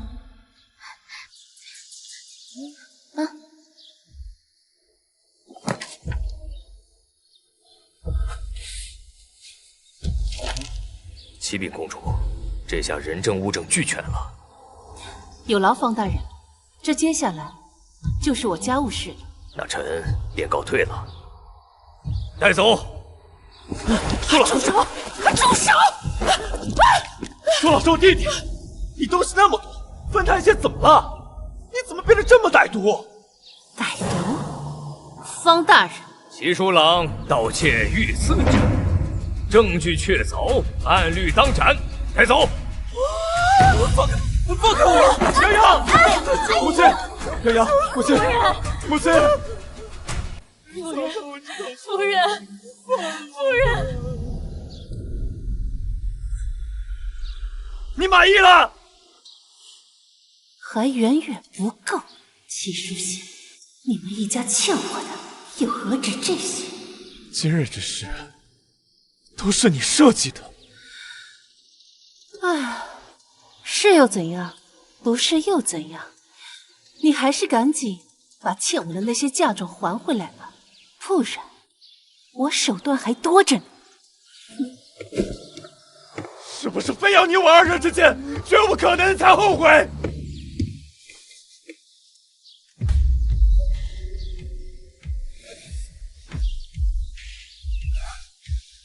来人，把公主的东西给她送回去。小心点啊！母亲，夫人，我最爱的嫔妃！母亲，母亲，给我站住！真是家门不幸啊！怎么会娶进来如此毒妇？母亲，母亲，快！小心！来人，快来人！快去找宋太医，来给我母亲瞧瞧。世子爷，上回国公夫人差我们去请过宋太医，却被小宋公子拿着扫帚打出来了。他说，快说！他说，以前宋太医来国公府都是看在公主的面子上，如今国公府都敢欺负公主了，他们宋府不欢迎我们国公府，还说，赶紧说！还说以往夫人的药都是公主每日亲自熬制2个半时辰才得出的治病良药，最近若是恶化，定是因为没人愿意耐心熬药了。说夫人是活该。毒妇！母亲，就因为一点小事，闹得家宅不宁，现在还想着活生生的气死我，害死我！母亲，聘请其他太医。是。母亲。如仙，从今天开始，让谁知我亲自过来给我熬药。他若不回，即便是圣上亲自赐婚，咱们国公府也绝容不下这等不孝的媳妇儿。娘，我。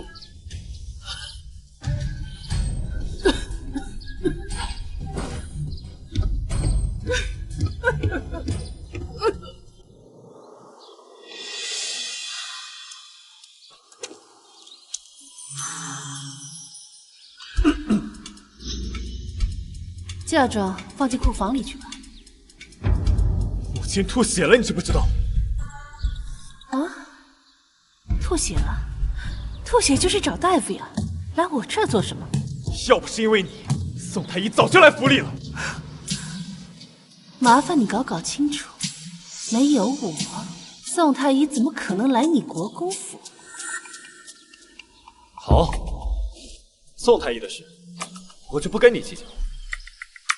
听说之前都是你给母亲熬的药，以后也继续有你熬吧，免得别人智慧。我不怕别人智慧，你要是怕，自己熬去，不过是2个时辰罢了。这世子为了孝道，一定能做好的吧？你不熬就不熬，说的那么冠冕堂皇，不就是想推卸责任吗？哼！世子爷真有意思，离了公主，他国公府是不活了吗？再说了，怎么不让那个姓孟的小蹄子给他熬？公主，那孟央就跪在国公府外头，说要自请离府。百姓们都说您没有容人之量。这个小蹄子给他脸了。你现在可是越来越有我的气质了。好，本宫就去瞧瞧他又要整出什么幺蛾子。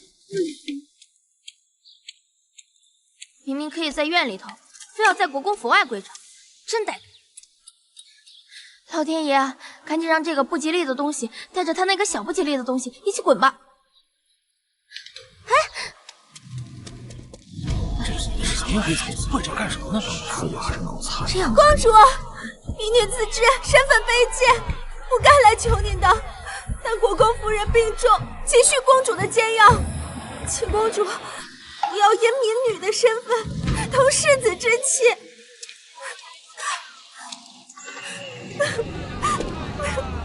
孟央，你不是说生来平等，只跪天跪地吗？我跪的就是这青天白日。孟央，你这怀有身孕，这么跪着，就不怕伤到胎儿吗？只要公主愿意为国公夫人继续煎药，我跪多久都愿意的。哎，听说是他救的世子爷，世子爷想纳他为妾，公主不愿意，就停着给国公夫人的药，这么个事儿。堂堂公主居然如此善妒，不顾婆母，还真是蛇蝎心肠。公主若实在容不下民女，民女自愿请离国公府，只求公主能够继续为国公夫人煎药。你既然这么有孝心，何不自己煎药啊？难道是不会吗？可本宫刚刚听说你在战场上救了世子，想必医术了得。民女愚钝，不会煎药。我疯了才会为一个死老太婆花那么长时间。愚钝？本宫可是听说你在军中用了什么缝针、开刀等怪异方法，救了不少将士。依我看啊，没有人比你更适合煎药。去吧，去展示你的孝心去吧。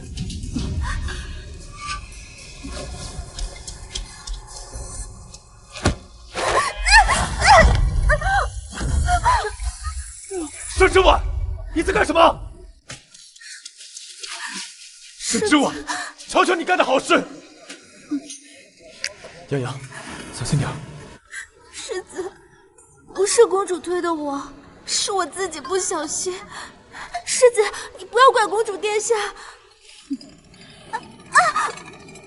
肚子，我的肚子好疼，你快救救我们的孩子！该死，明明是设计好的动作，怎么真的摔了？伤到了孩子可怎么办？怎么这么善良？我都亲眼看见是他推的你，你还替他说话干什么？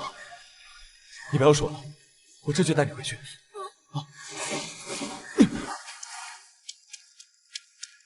真是恶有恶报，他肯定是想假装摔倒，结果真摔了。若孩子保不住，定是老天都看不下去他作死。哼，我倒是希望他孩子能保住。啊！洋洋，别怕。世子，你救救我们的孩子！我不想失去他，这可能是我这辈子唯一的孩子。好的，洋洋，你不要怕啊，孩子会没事的，我们会有孩子的。你现在啊，不要胡思乱想。大夫，现在什么情况？依夫人脉象看，心肾沉弱，沉色内郁，乃流产之象啊。可有办法？有，不过缺少一味世间难寻的特殊药材——天竺果。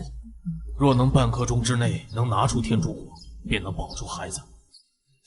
天竺果，圣之丸有，我去找他要。洋洋，你等我。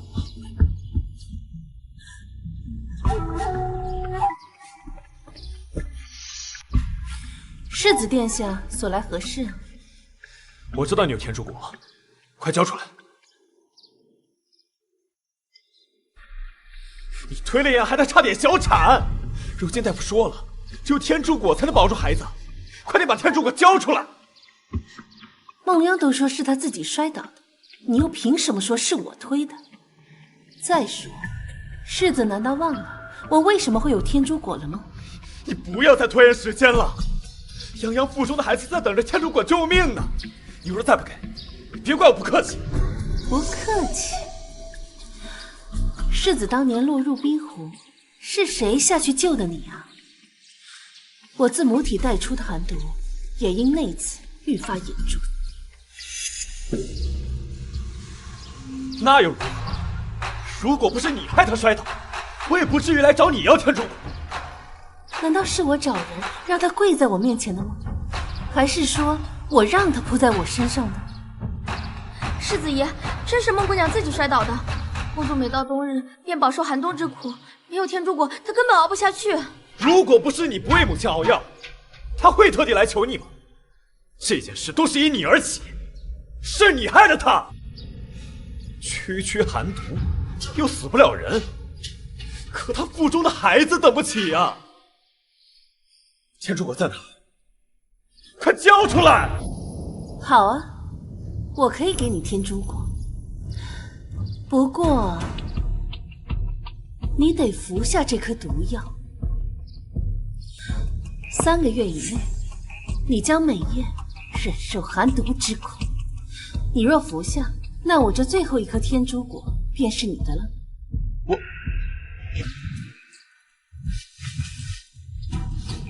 你呀，就是太矫情，一点小痛便熬不住。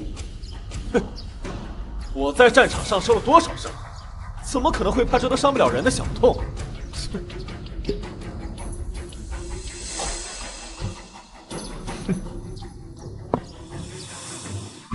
天竺果呢？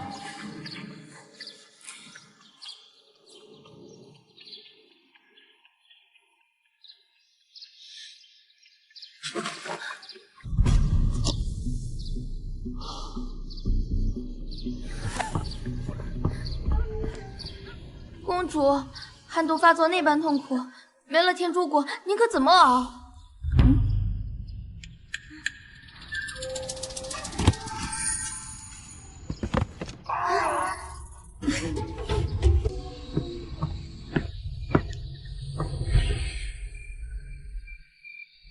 洋洋的孩子总算是保住了。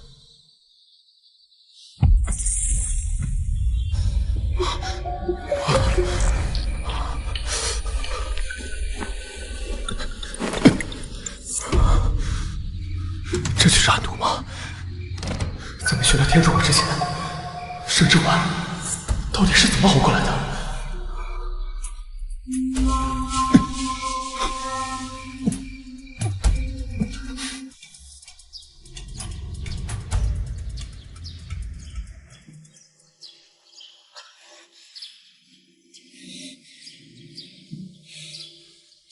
原来寒毒竟比刀剑之上难熬上百倍，我是不是该去跟盛之婉道个歉？公主，护法那人太过分了，他们竟然把您花钱买的银丝炭送去了未央院，只能给我们黑炭，那多熏人啊！凭什么？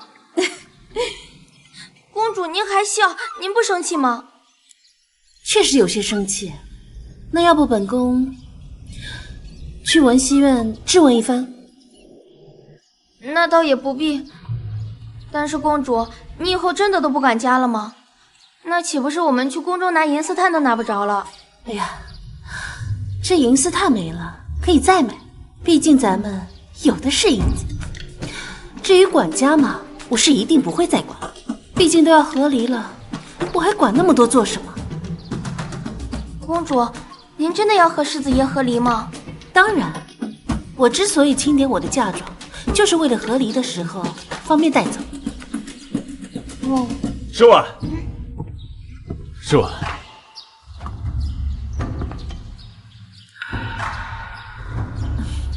听兰，你先出去等着。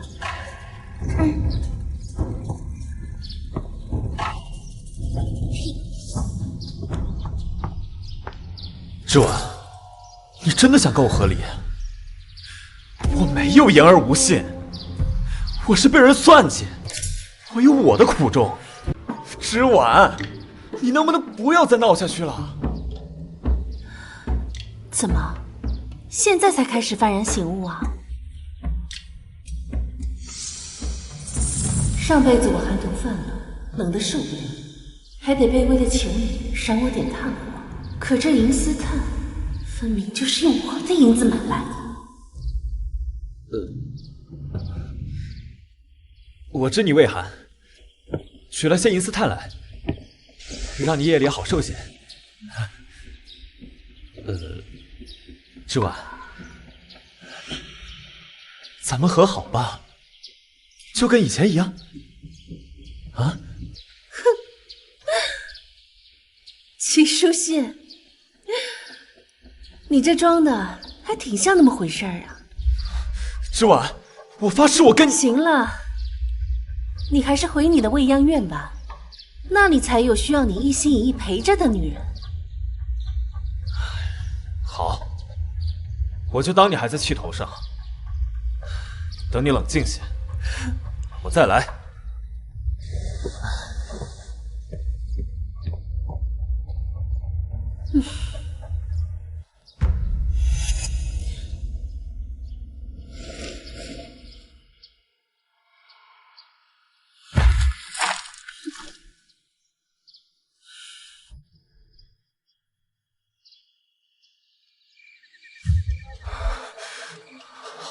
好了，若不是为我，好了，书信怎会受这般苦楚？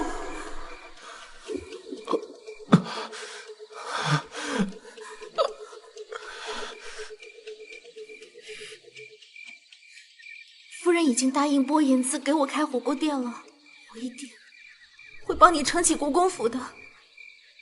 我把21世纪河里捞的金融理念搬到这古代来，那不是降低大气吗？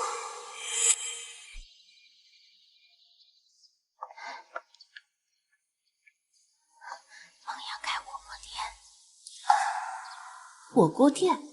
什么乱七八糟的？他还让人给一个叫张大虎的刀疤脸送信。张大虎，他本是边关守将，后因战败落草为寇。看来他终于是忍不住了。我干什么？我可是公主，我给你们钱，我可以给你们很多很多钱，不要放开我！老子要的就是公主。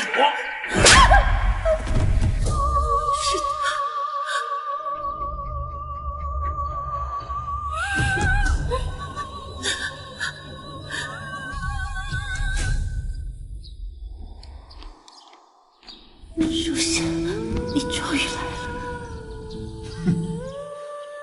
齐国公府的脸都被你丢完了，哼！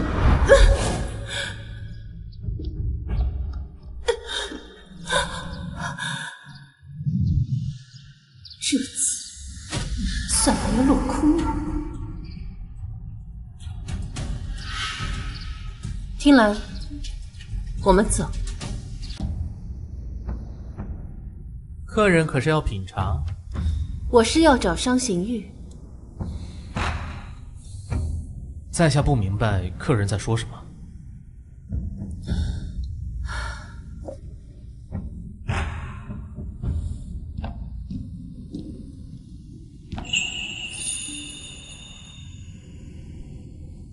公子。是。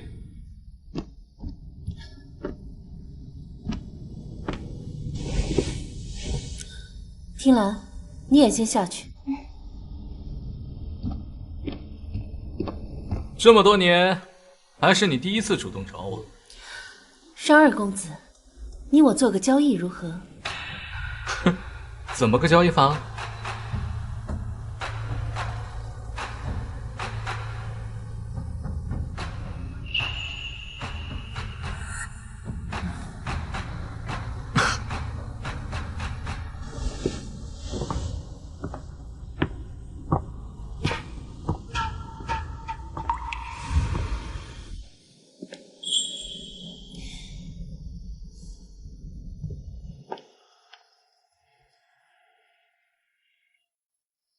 我伤刑玉看上的，果然不是一般的女子。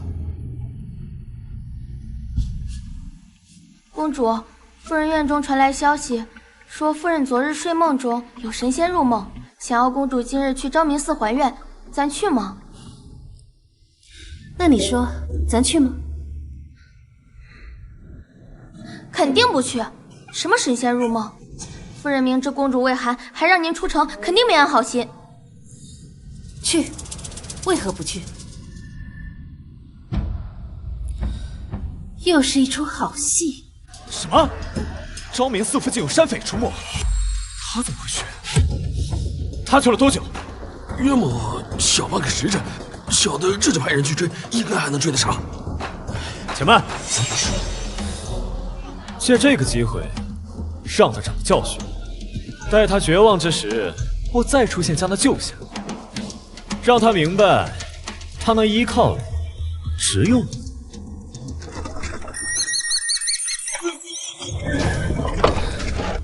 哎，怎么回事？上！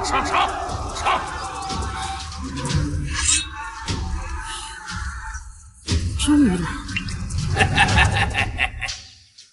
怎么回事？公主，有山匪，别出来！上！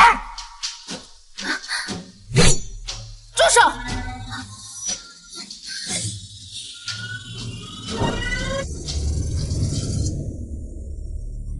你们的目标是我，把其他人都放了，我便同你们走；否则，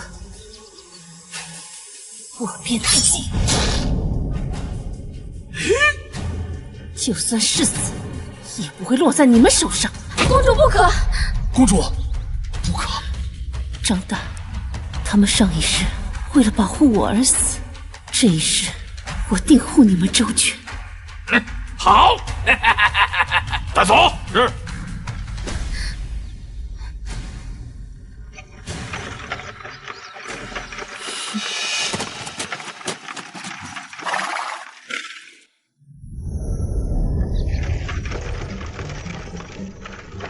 什么情况？貌似是遇到打劫的了。这就是你说的春烈啊？怎么后悔了？哼，你要说真打猎，没准我还真后悔呢。但你说要保护盛大公主，那我万死不辞啊！商哥，你放心，有咱哥几个在，没人能伤得了他。别说是土匪了，就算是正规军，我也不惧。得了，知道你们厉害，行了吧？你说你对盛之婉这么好，他能知道吗？知道也好，不知道也好，他不还是乐此不疲？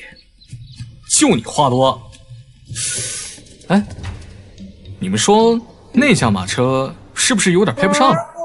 哼，马车不都是这样的吗？若我是公主的夫君，我定会亲自打造一辆适合她的马车，让她金尊玉贵的躺在上面。哎，啊！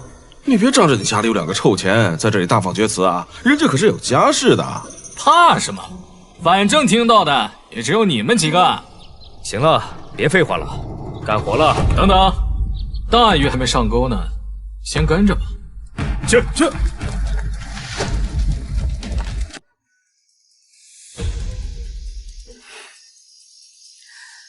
姐姐，要怪就怪你挡了我的路。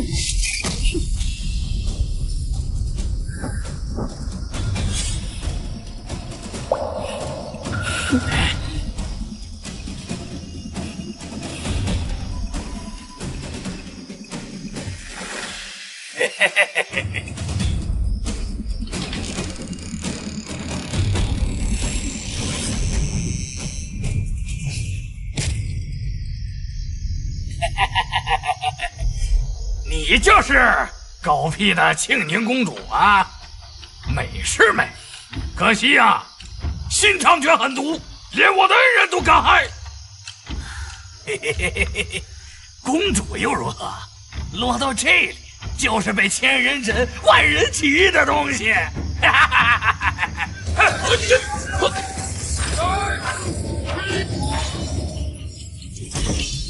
哈！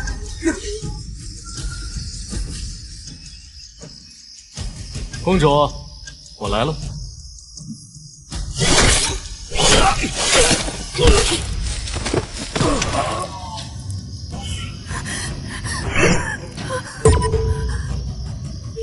妹妹别怕，小心伤着。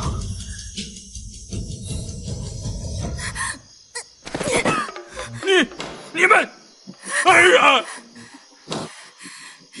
杀了我！你以为你自己能逃得掉吗？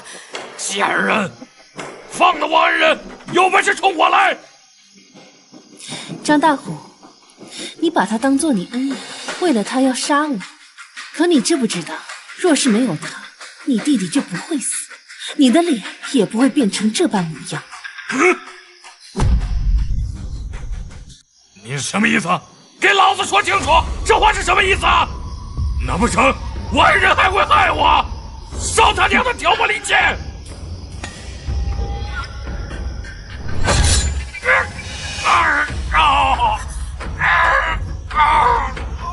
既然你觉得他是你的恩人，那就让他解了我的真术如何？沈主啊，你，我就学了点护理，哪里会解银针？孟姑娘，救救我！我早都快死过去了！我什么？孟姑娘不是医术惊人吗？难不成你要见死不救？你少胡说！这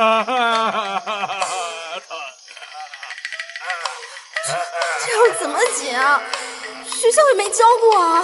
我姑娘，救救我！我快不行了！我快是……好，我马上。应该是这里。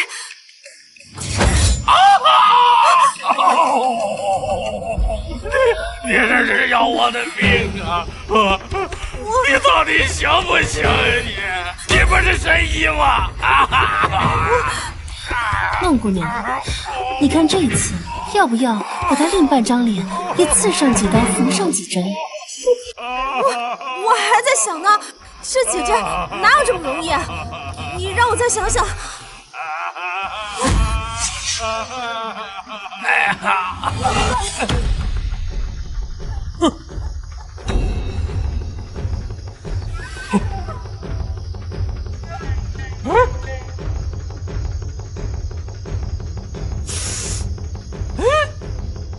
不讨厌。你现在还觉得他是你的恩人吗？不是这样的，不是这样的！骗我！你根本就不懂医术！我不是救了你吗？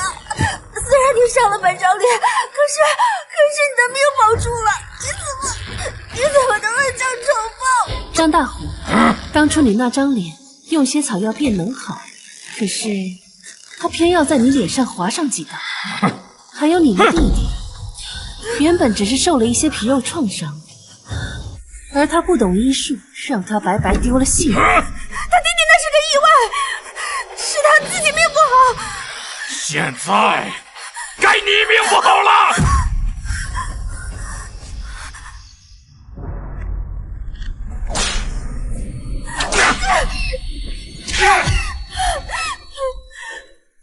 亏我把你当成恩人，对你唯命是从，你却骗我、瞒我，还害死我弟弟！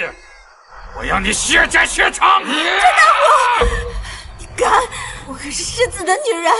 哼，世子！要不是世子轻信你，我弟弟也不会死。我为他出生入死。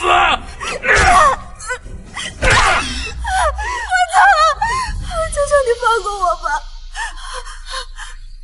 公主殿下，我求你，我肚子里还有世子的孩子。我若不是提前准备好将计就计，你对我会有半分的心慈手软吗？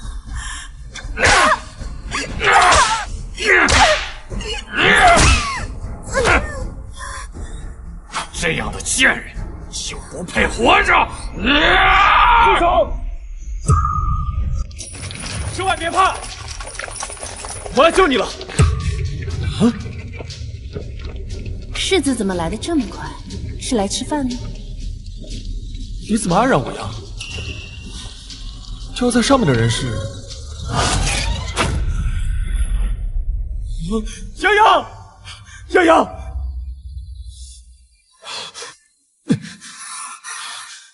就在上面的人，怎么会是泱泱？泱泱怎么会在这里？书仙，盛之婉，你设计泱泱！世子说话真是好笑啊！绑在上面的不是梦央，那世子你觉得应该是谁啊？我呢？我并非此意。你外出为母亲祈福。为何泱泱也会在这里，还身受重伤？师父，他是对你的孟娇娘不够了解呀！他跟公主是一伙的，他想要我的命，世子要为我做主啊！之婉，纳妾一事是我错了，这些年我是亏欠于你，你要怪罪我，要罚我，我都认。可这是你我之间的事，泱泱她是无辜的。世子，你真是昏了头！我们公主何等高贵，怎会为了一个低贱的农女去做下三滥的事？就因为孟娘子几句话，我们公主在世子眼里就这么卑劣吗？世子如此，实在是太寒公主的心了。之婉，世子，我的肚子好痛。泱泱，别怕，别怕，我这就带你回去，你会没事的。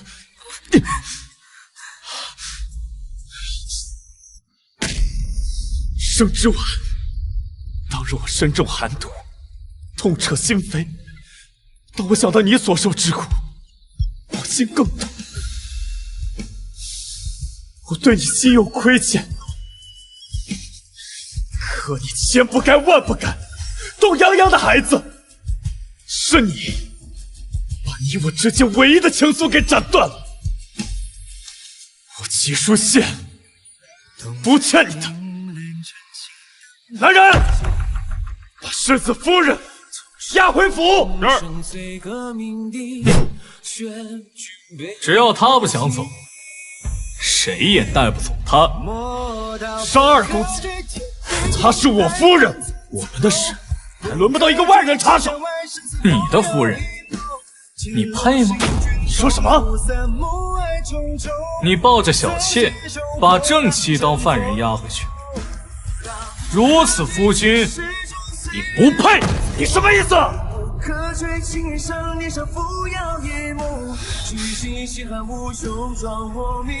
公主自有我罩着，你胆敢往前一步，我杀了你！我官居五品，你敢杀我？你看我敢不敢？之婉，跟我回去。世子殿下还是先回去吧，今晚月色不错，我还要赏月呢。盛之晚，你别后悔！还有你，脱离军营，竟然落草为寇，王我还想将你纳入麾下。这是孟姑娘的主意，也不能怪我呀。好，就因为她是一介弱女子，你们都往她身上泼脏水。来人，把她押回去，给我细细盘问。是。走。就这么走啊？怎么，你吃醋了？吃了。你也喜欢那个小农女人？不是她，那是谁啊？是你。他齐书宪凭什么？他根本就配不上你。那你觉得谁能配得上？论家财，我富可敌国；若论军功的话，我比不过他。但你放心，他齐书宪有的，我同样会有，而且我会做得比他更好。好啦，我知道了，我的豫北王。豫北王？好，那就听你的。若日后我能击退敌军，封诸侯王，那我便是豫北王。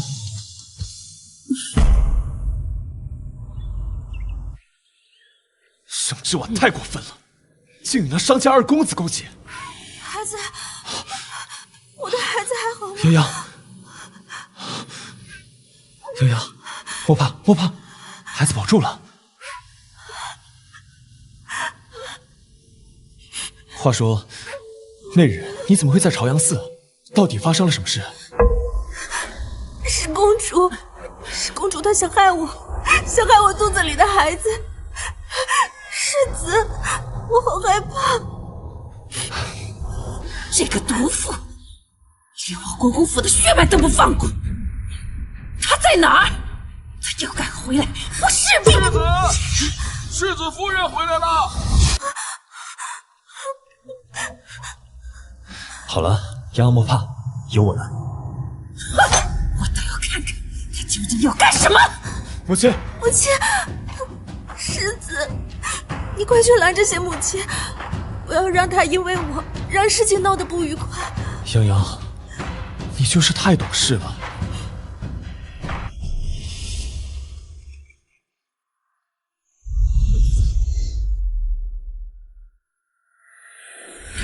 盛之晚，你是公主，是正妻，是知道了我在设计你，可那又怎样？世子不还是向着我？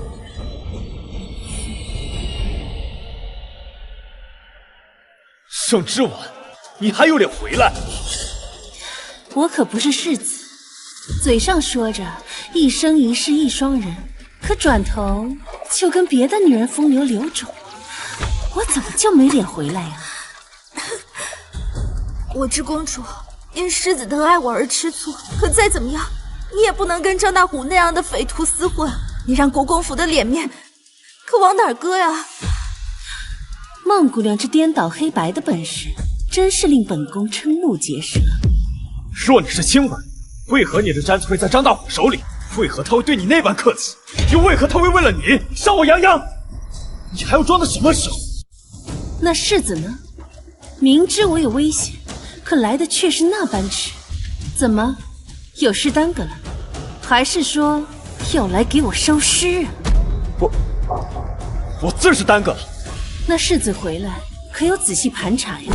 这张大虎与孟姑娘可是一口一个恩人，一口一句赴汤蹈火，而我只是戳破了他的骗局。洋洋，他这话什么意思？你可有什么瞒着我？齐书宪，你蠢也就罢了，但你骨子里就是一个狼子野心之徒。之晚，书宪也是对你关心则乱。只是你与别的男人一夜未归，谁知道会发生什么呢？您这是什么意思？你与他人一夜未归，难免会对你的名声有碍。不如你把嫁妆交给书宪，他定会原谅你。母亲这也是为你好啊。看来这嫁妆比你们的命都重。好孩子，难不成你要背着烂臭的名声，往后你又如何见人呢？公主，你不妨就说出实情吧。昨夜是张大虎强迫了你，我也可以为您做人证的。您是受了委屈的，想必世子肯定会原谅你的。如今是你对不起国公府，你还摆出这副盛气凌人的样子给谁看呢？盛之婉，收收你的架子。好的，我明白了。你明白了，那就好，那就好。书宪他同意了，上了这喜，此事便过去了。不必如此麻烦。哎，之婉，你这又怎么了？方才还不是答应的好好的？公主一面说自己清白，一面又不愿受刑，可终究是一夜未归。你又生得这般花容月貌，我要是男人，我也会有想法的。齐书宪，你觉得呢？之婉，你告诉我，昨夜到底有没有？好，既然是非对错你自有评判，那从今以后，你我便桥归桥，路归路，我们和离。和离？不能和离！你的嫁妆，我不同意。这孟姑娘腹中已怀有世子的骨肉，这样一来，便可顺理成章的上位了。什么？齐世子居然有孩子了，还是孟九娘的孩子？若是不合理，这不是让公主给农女养孩子吗？够了，盛之婉，何必闹成这般？你不嫌丢人吗？丢人的是你，我早就知道你们会有这一出。诸位，这是蝰蛇果，若我非处子之身，此果便会让我红疹泛起，疼痛难忍。今日我便当着众人的面服下，一则是堵住悠悠众口，二则是给自己的清白一个交代。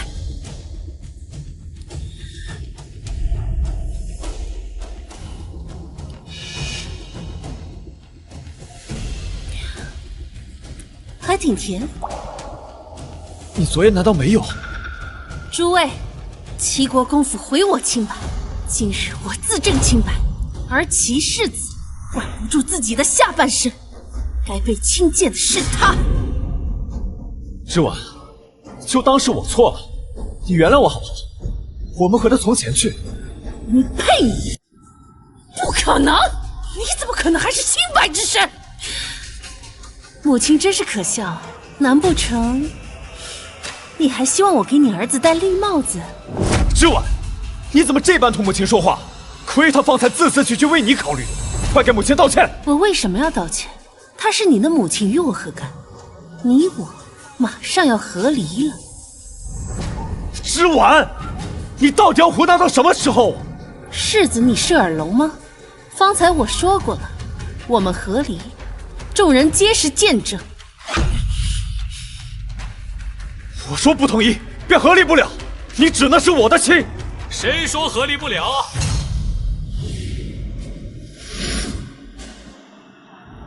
我来为公主撑腰了。商二公子，这是我国公府的家务事，还请你不要插手。说我非要插手呢？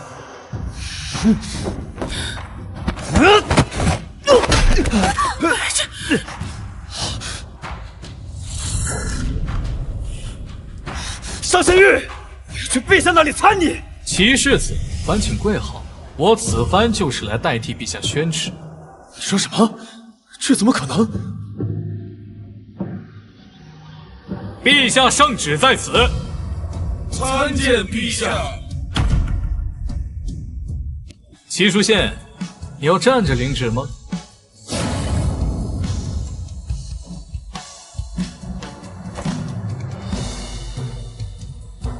奉天承运，皇帝诏曰：织丸乃朕的心头贵宝，却在齐国公府一再受辱。既你齐家不珍惜，此婚事可作罢。钦此。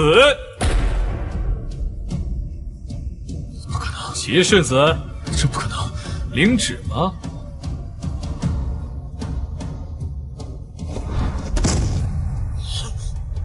上信玉，一再如此，意欲何为？世子不知。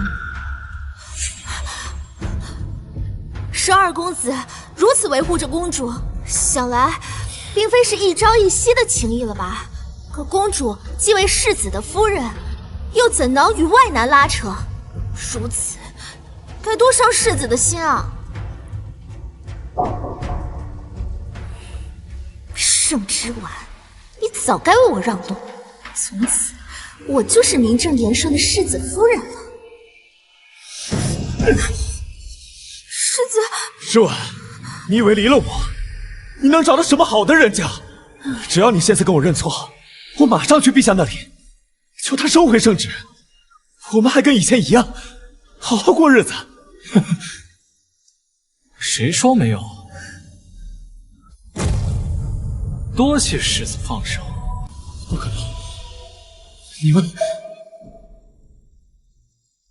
走吧。之婉，国公爷到。慢点儿。国公爷，你这是不走吗？有好戏看。这是我和陶娘的孩子，以后就记在你的名下，当嫡次子，好好的养着。你竟想让他把孩子生下来？那怎么了？你又不能生了，大呼小叫，成何体统？国公爷，你不能这么对我！你和这个贱生的孩子还要记在我的名下，你怎么不考虑我的感受？身为主母，连个孩子你都容不下，度量如此狭隘，这要是传出去，岂不是贻笑大方？我不管，我绝不允许这孩子进门！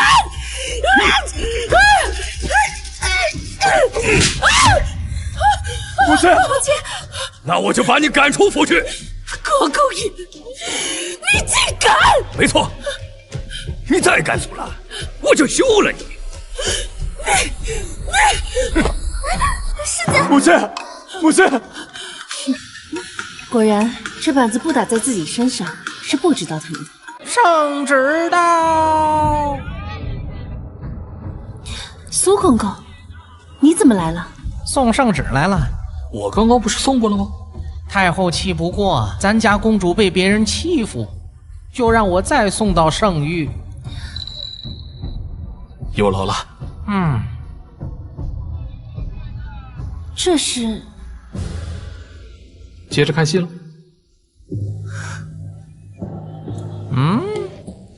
别装了，要装晕，接完圣旨后再装吧。这怎么又要圣旨？苏公公，这圣旨是何内容啊？爹，定是边关告急，圣上要我为国立功。怎么就转进来了？怎么就转进来了？急什么呀？马上就知道了。宣圣旨，微臣接旨。奉天承运，皇帝诏曰：齐国公任户部官职，私自动用国库，使夺爵位。动用国库？你疯了吗？钱呢？要不是你把钱管得死死的，我又何必动用国库啊？及其崔氏与其女齐氏私自挪用公主嫁妆，不合礼法，收国公府。你这个恶妇，连公主的嫁妆都敢动！现在我们连住的地方都没了。爹娘，别怕，我还有军功在身，我还有军功在身，军功在身呢。你，齐书县虽有军功在身，却在军中错信农女孟央，致众多将士无辜惨死，其罪难逃。齐家上下发配岭南，农女孟央勾结山匪，其罪当诛，明日斩首。诸位，接旨吧。母亲，都什么时候了？别装了！母亲真的晕了。师姐，我不想死，你快救救我！都怪你！头娘，有没有人呐？都怪有没有人？好戏也看完了，走吧。回去住在这儿，我来照顾，安稳，都可以照顾你。都怪你，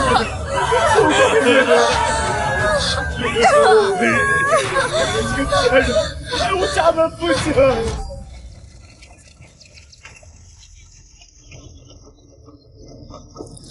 商二公子，无需这般盯着我看。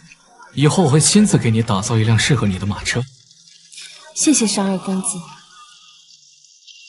昨夜以及刚刚的谈话，绝非笑谈，字字句句都是我的肺腑之言。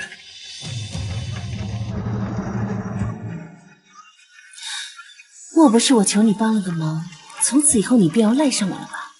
哼，那日就算你不找我，我也会亲自送上门，保护你周全的。我和世子和离，这名声我不在意，我从来不在意这些。